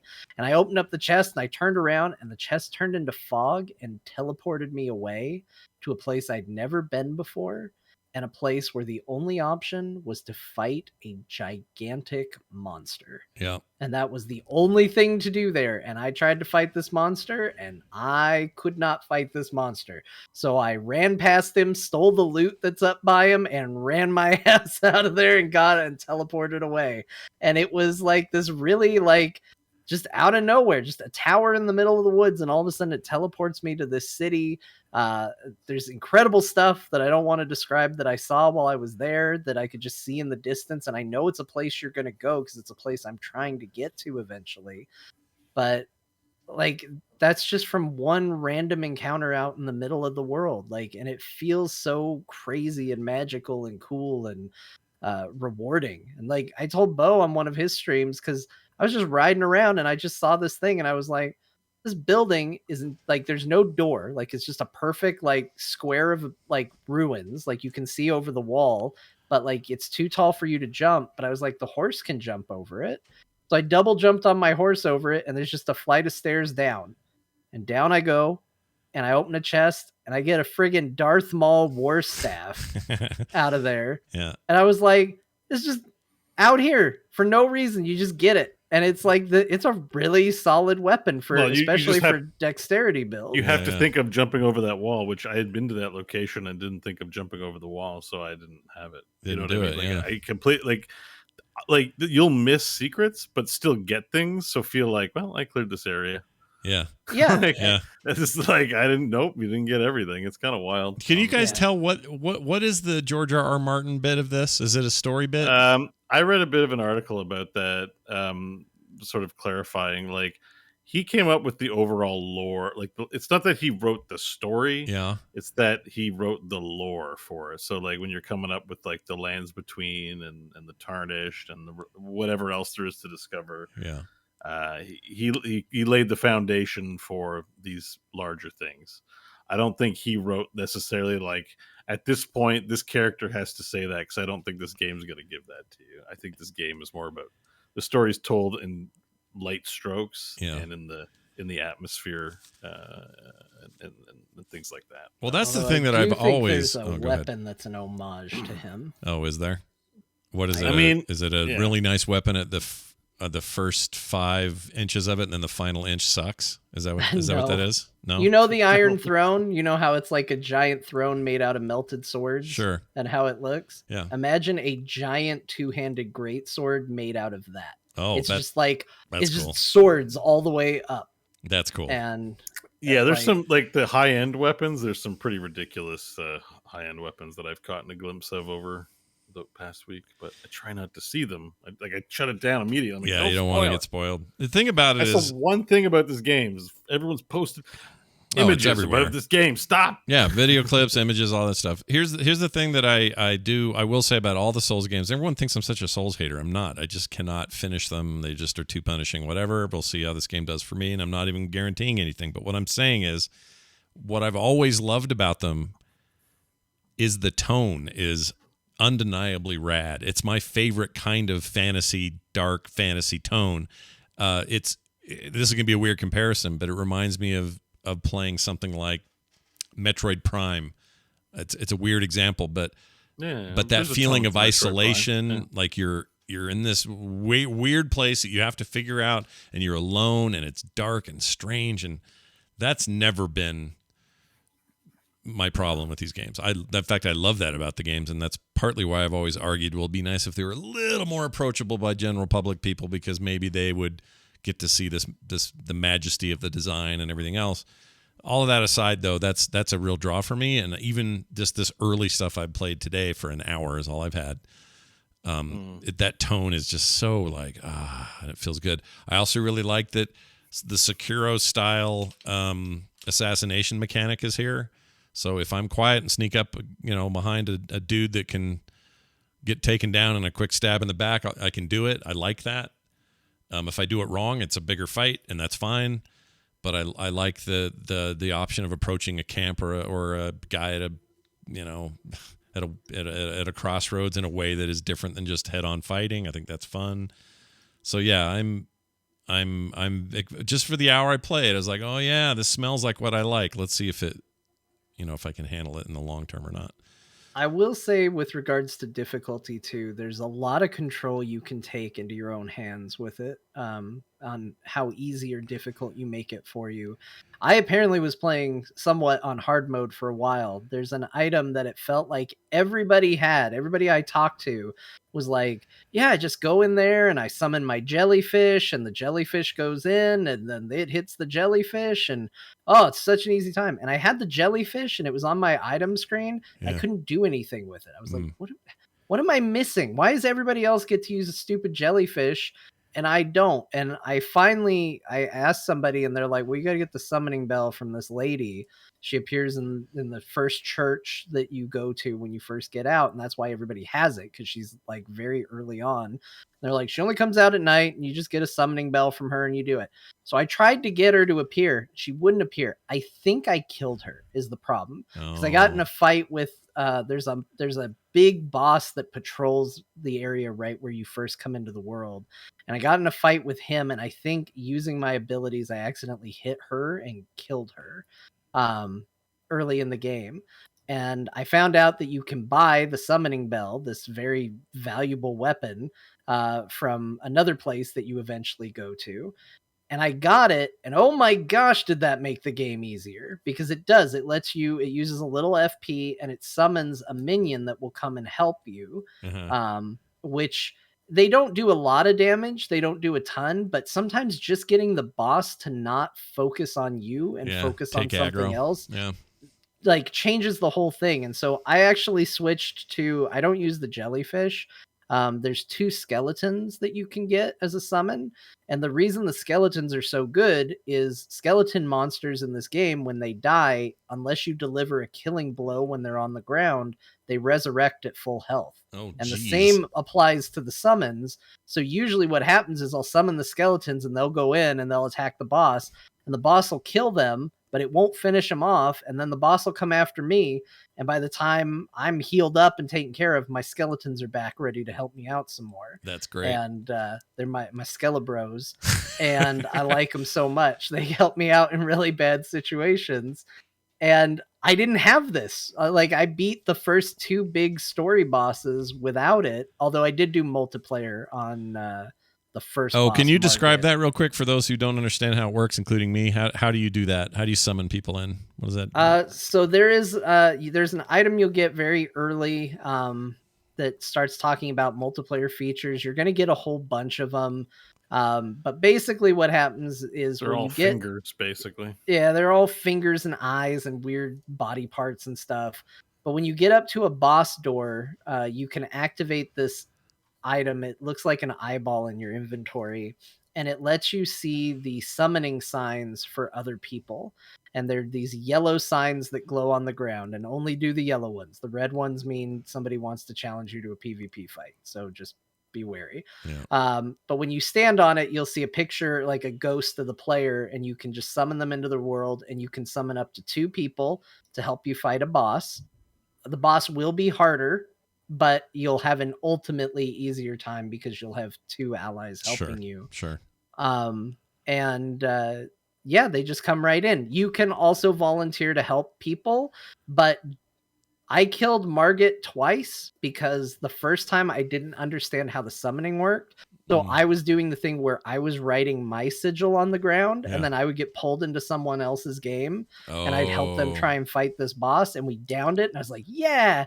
And then it sent me back to my world, and the boss still wasn't dead. I went through the door, and the Margit's still there ready to fight me. I was like, oh no! In fact, the person on the screen, that's the person who gives you the summoning bell, the witch Rena. I think that's who I killed. Oh, okay. But anyway, so yeah, just be aware that you will not make story progress if people are summoning you to their game. You have to summon people into yours for story progress, but you will still get items if you help people kill the boss. So there is still some advantage for doing that. Yeah, and for the chat, I want some people brought this up. I just want to make this clear to people at home. I'm not saying George R.R. Martin. The TV show and the books are very separate, and I get that. I'm not saying he ruined the TV show. I'm saying the TV show petered out in a kind of a crappy way. His books are still great. He's still got other books to write in that series that, supposedly the show finished. I get it. Just save your emails is what I'm saying. All right. Very nice. This game is awesome. Yeah. I don't know anyone who doesn't like it who's playing it. I'm shocked to be liking a Souls game because I really, keep away. Let's keep away. Like, hold my crowd. Like, yeah, okay. I just wasn't interested. It was great that you guys had your game. Yeah. And now, a week later, I'm like... completely in. I'm like, maybe I should play some Sekiro. That game interested me. I'm like, go back and try these other games out, And maybe I should play Breath of the Wild. Actually, that's the game I've been thinking the most about. Yeah. I own and haven't played. I'm like, I'm enjoying this open world experience. Maybe I'll go play Breath of the Wild. Yeah. I mean, tonally, it couldn't be more different, but the what you guys describe about what you've played so far, things I've heard so far about just the vastness and the sense that was hard to fight, so I better not do it yet. I'll go do something else, and then I'll come back later. Like, that's very Breath of the Wild. Yeah. And, I think just the differences are, apart from the aesthetic and the tone and all that, and the sheer, it's a lab. Some of these places they're like labyrinths. It's fun. It's refreshing even. The game's trying to make me get lost and hide things from me. Mm-hmm. But, it's the RPG mechanics, right? Right.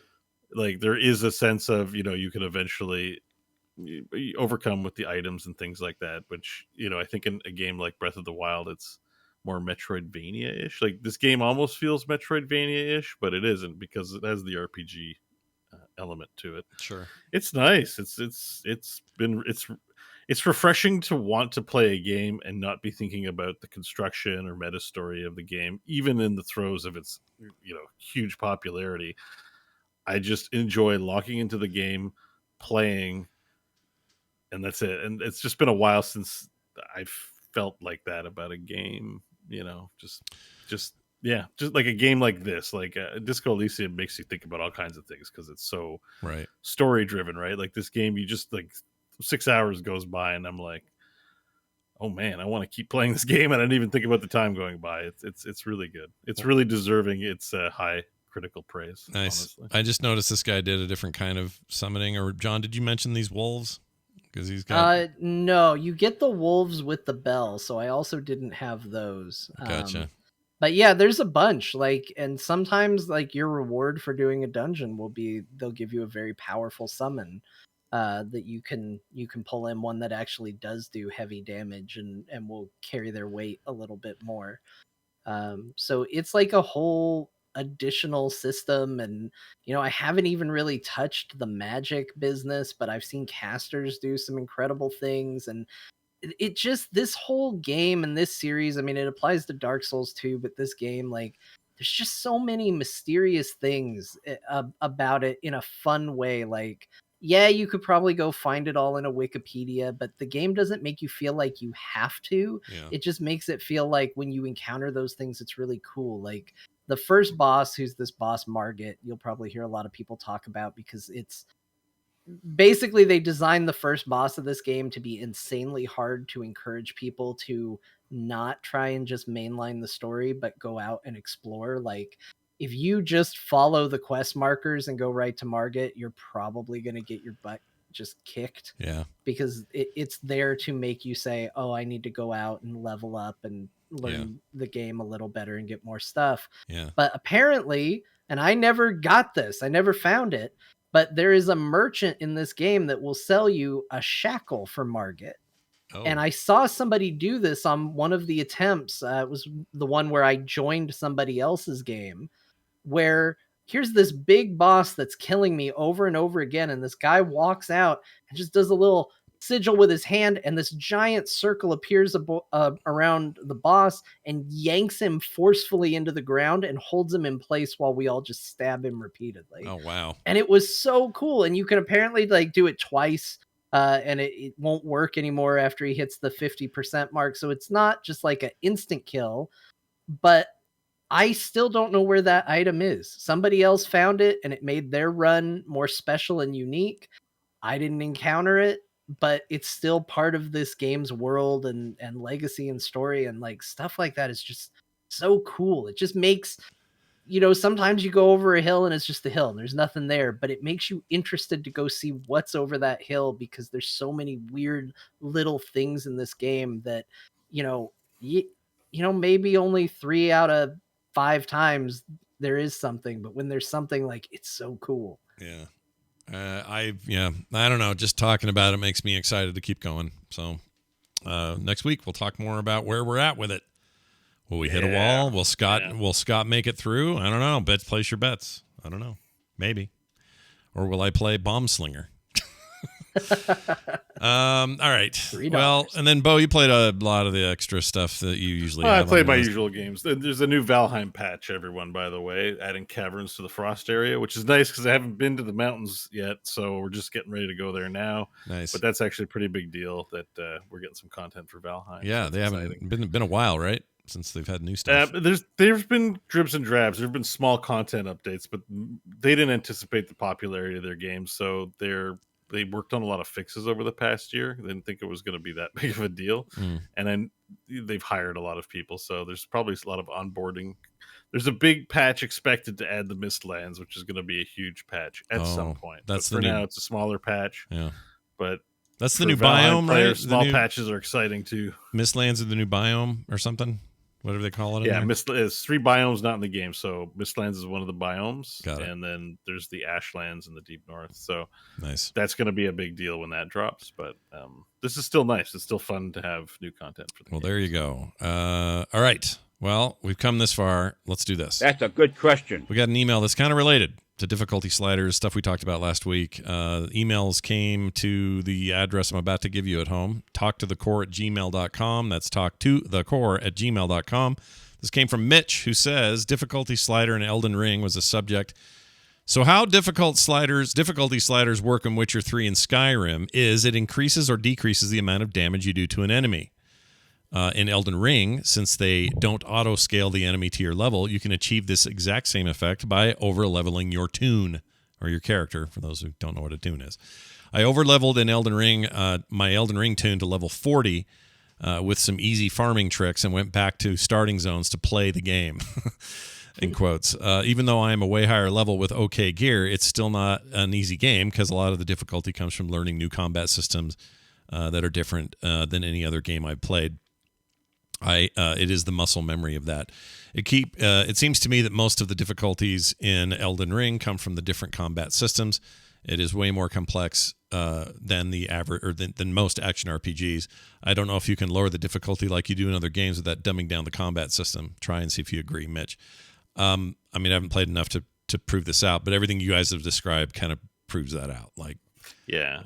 I think this gets lost in translation with in that debate, but really, and it's again because I haven't really played the other Souls-like games that much, I can't really say. But yes, if you level up your character, content gets easier. That has been true, and not just level up, gear upgrades, find the right weapon, practice at the game. I think when you have an easy slider, you forego the importance of just practicing, like just getting better at timing your dodges. Like you don't really notice it, but I've played every day since Friday. I'm definitely better at recognizing cues and pressing the buttons. So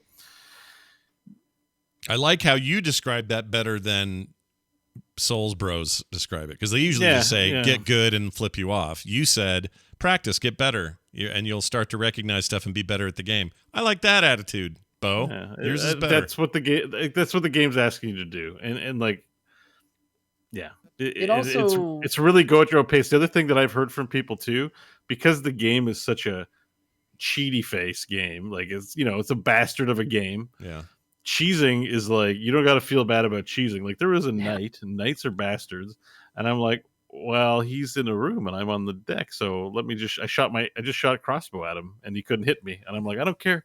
Ping, ping, ping, ping, ping, ping, ping, ping. Like, I'm just gonna like, I don't care. It's like if I'm just, some people might be like, oh, you got to go in and fight him, and it's like it's your experience of the game. Yeah. If you find like a cheaty ass way to kill people, I mean, the game doesn't let things stay dead. If you hit a site of grace, all the monsters respawn in the world. That's cheating. Yeah. If I kill a guy, he's dead, right? Yeah. So I don't mind taking advantage of monsters that don't know how to fit through small doors. Yeah, you're fighting on the game's terms. So I mean, I'm fighting like 8-foot Godzillas. You think if I had to go fight Godzilla in real life, I wouldn't take a cheat or two, like from if some government was like, you want a couple of nukes to take with you to go fight Godzilla, I'd be like, some would say that's cheating. Yeah, but not me. I'll use the nukes to fight Godzilla. Well, maybe nukes are a bad example because they're very dangerous to the world. But you know what I mean. If I had a Godzilla gun, or something like that. Yeah, the gun of Godzilla. I understand. What's the kryptonite of Godzilla? Mothra. Yeah, Mothra. So like maybe if I had a moth gun that just shot a stream of moth. That's how he translated it to Bo. In his head, Bo was like, well, I wouldn't have a Mothra. That's ridiculous. I'll have a gun that shoots moths. That's an amazing gun. Somebody like, that's cheating. It's Godzilla's kryptonite. I'm like, we need to get him off our planet. Like, it would just cover you. It would just cover you in that weird moth dust that moths have on their wings. Yeah, I kind of want a moth gun now that I mention it. Man, there's a scene in here where the whole dungeon's just a dick. There's like fire coming up one hall and then another hall. That's where that's where I wrote my first message. Because if you hit those things that shoot fire, they retract into the floor. So I put a message that said try ranged battle, because if you shoot an arrow at it, they just go into the floor, and then you don't have to worry about We've given Scott a lot of tips. Yeah, thank you for the tips. Like, this is early. This is good tips. Business. No, I appreciate the tips, but also you need to put butthole at the end of each message. I've learned that's what. This is shit. Well, try ranged butthole, battle, butthole. Yeah, it's one key butthole. Shoot the trigger, butthole. Chode, no, maybe not butthole, butthole. Oh, butthole. It's one T. Oh, one I T. see. You got to pronounce it with one T, not two T's. Butthole. When you say butthole, it's two T's. When you say butt, you don't want two T's. Mitch, but thank you. I think just to the guy, to the emailer's point, like I said, the difficulty's built into it. And last week I said this, and I stand by it. Like, those people that are the Dark Souls bros that are like, get good, our game's so hard, and just pat themselves on the back all the time. Like, you talk to them and they fight with each other all the time because they're like, oh yeah, you beat it. How'd you beat it? I was a pyromancer. And they're like, oh, so you did easy mode. Like, they're never satisfied. They just want to feel good. Just let them feel good. Play how you want to play. Do what you want to do. Yeah. It's fine. It's fine. Like that's the truth of this game. And you'll see it with Elden Ring. You'll hear people go, well, I defeated Margit without multiplayer. Okay. Yeah. Great. Like, so good. Yeah, then well you done. should go do it. Yeah. Like, that's fine. Good job. Other people will beat it with multiplayer, and they'll have an easier time probably. But that's their decision to make. Let's call them Elden Ricks. That's the name of those guys. Elden Rick. Yeah, that's pretty good. It has to rhyme with ring somehow or come close to it. Yeah. Someone in the chat room said Elden Chad, but I don't know. Aren't they Elden Dicks? All right, Elden Dick. I'm down. I'm down with Elden Dick. Or maybe Dick Souls or something. Dick Souls. Oh my gosh, Dick Souls. That's pretty good. Yeah, that's pretty good. It's not as good as a moth gun, but it's damn close. All right. Well done. Email us again, everybody hearing this. You want to add to this conversation, talktothecore@gmail.com is where you can send that. I want to shout out some awesome patrons of the show before we go today. For example, Dick Rings. That's it. Dick Rings. Dick Rings. Nicely done. Although whatever. I don't want to kink shame. Corey Hodges is at our Core Hound Platinum level. We got the Core Hound Silver level for Joel Snipes. Love that name, Joel Snipes. What a great name. Joel Snipes. Yeah, I hope it's his real. Joel Snipes in. I really hope it's his real name. Elden Ring. Yeah, Elden Ring. The movie. Joel Snipes. Jeff Faubert is also in at the Core Hound Silver level. These are just three of our many patrons who are awesome, and if you want to be awesome and be considered great people, then do it the way they did it. Go to patreon.com/core show and sign up today. You get a always commercial-free show. You get bonus content every single week, and a bunch of other extras you can't get in any other way. So check it out, patreon.com/core show. For everything else, it's frogpants.com/core, talktothecore@gmail.com, and of course on Twitter, CorePod, John_Jagger, Bo Schwartz, and I'm at Scott Johnson. You can find this show live every Thursday at 5 p.m. Mountain at twitch.tv/frogpants if you want to do that as well. It's now time to have some words of wisdom, boys. Let's go around the thing here and say, John, what do you want to tell the people? Try jumping. Okay. I like butthole. I like it. Bo, what would you add? Fire. Oh, shit. Well, now everything I thought was real is not, so now I have to leave. Thank you, everybody, for being here. We'll be back next time with more. Until then, go play some video games. We'll see you then.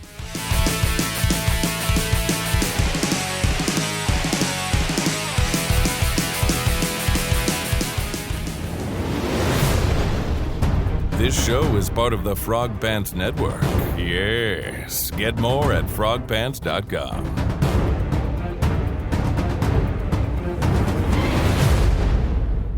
We really pulled a boner on this one. We did.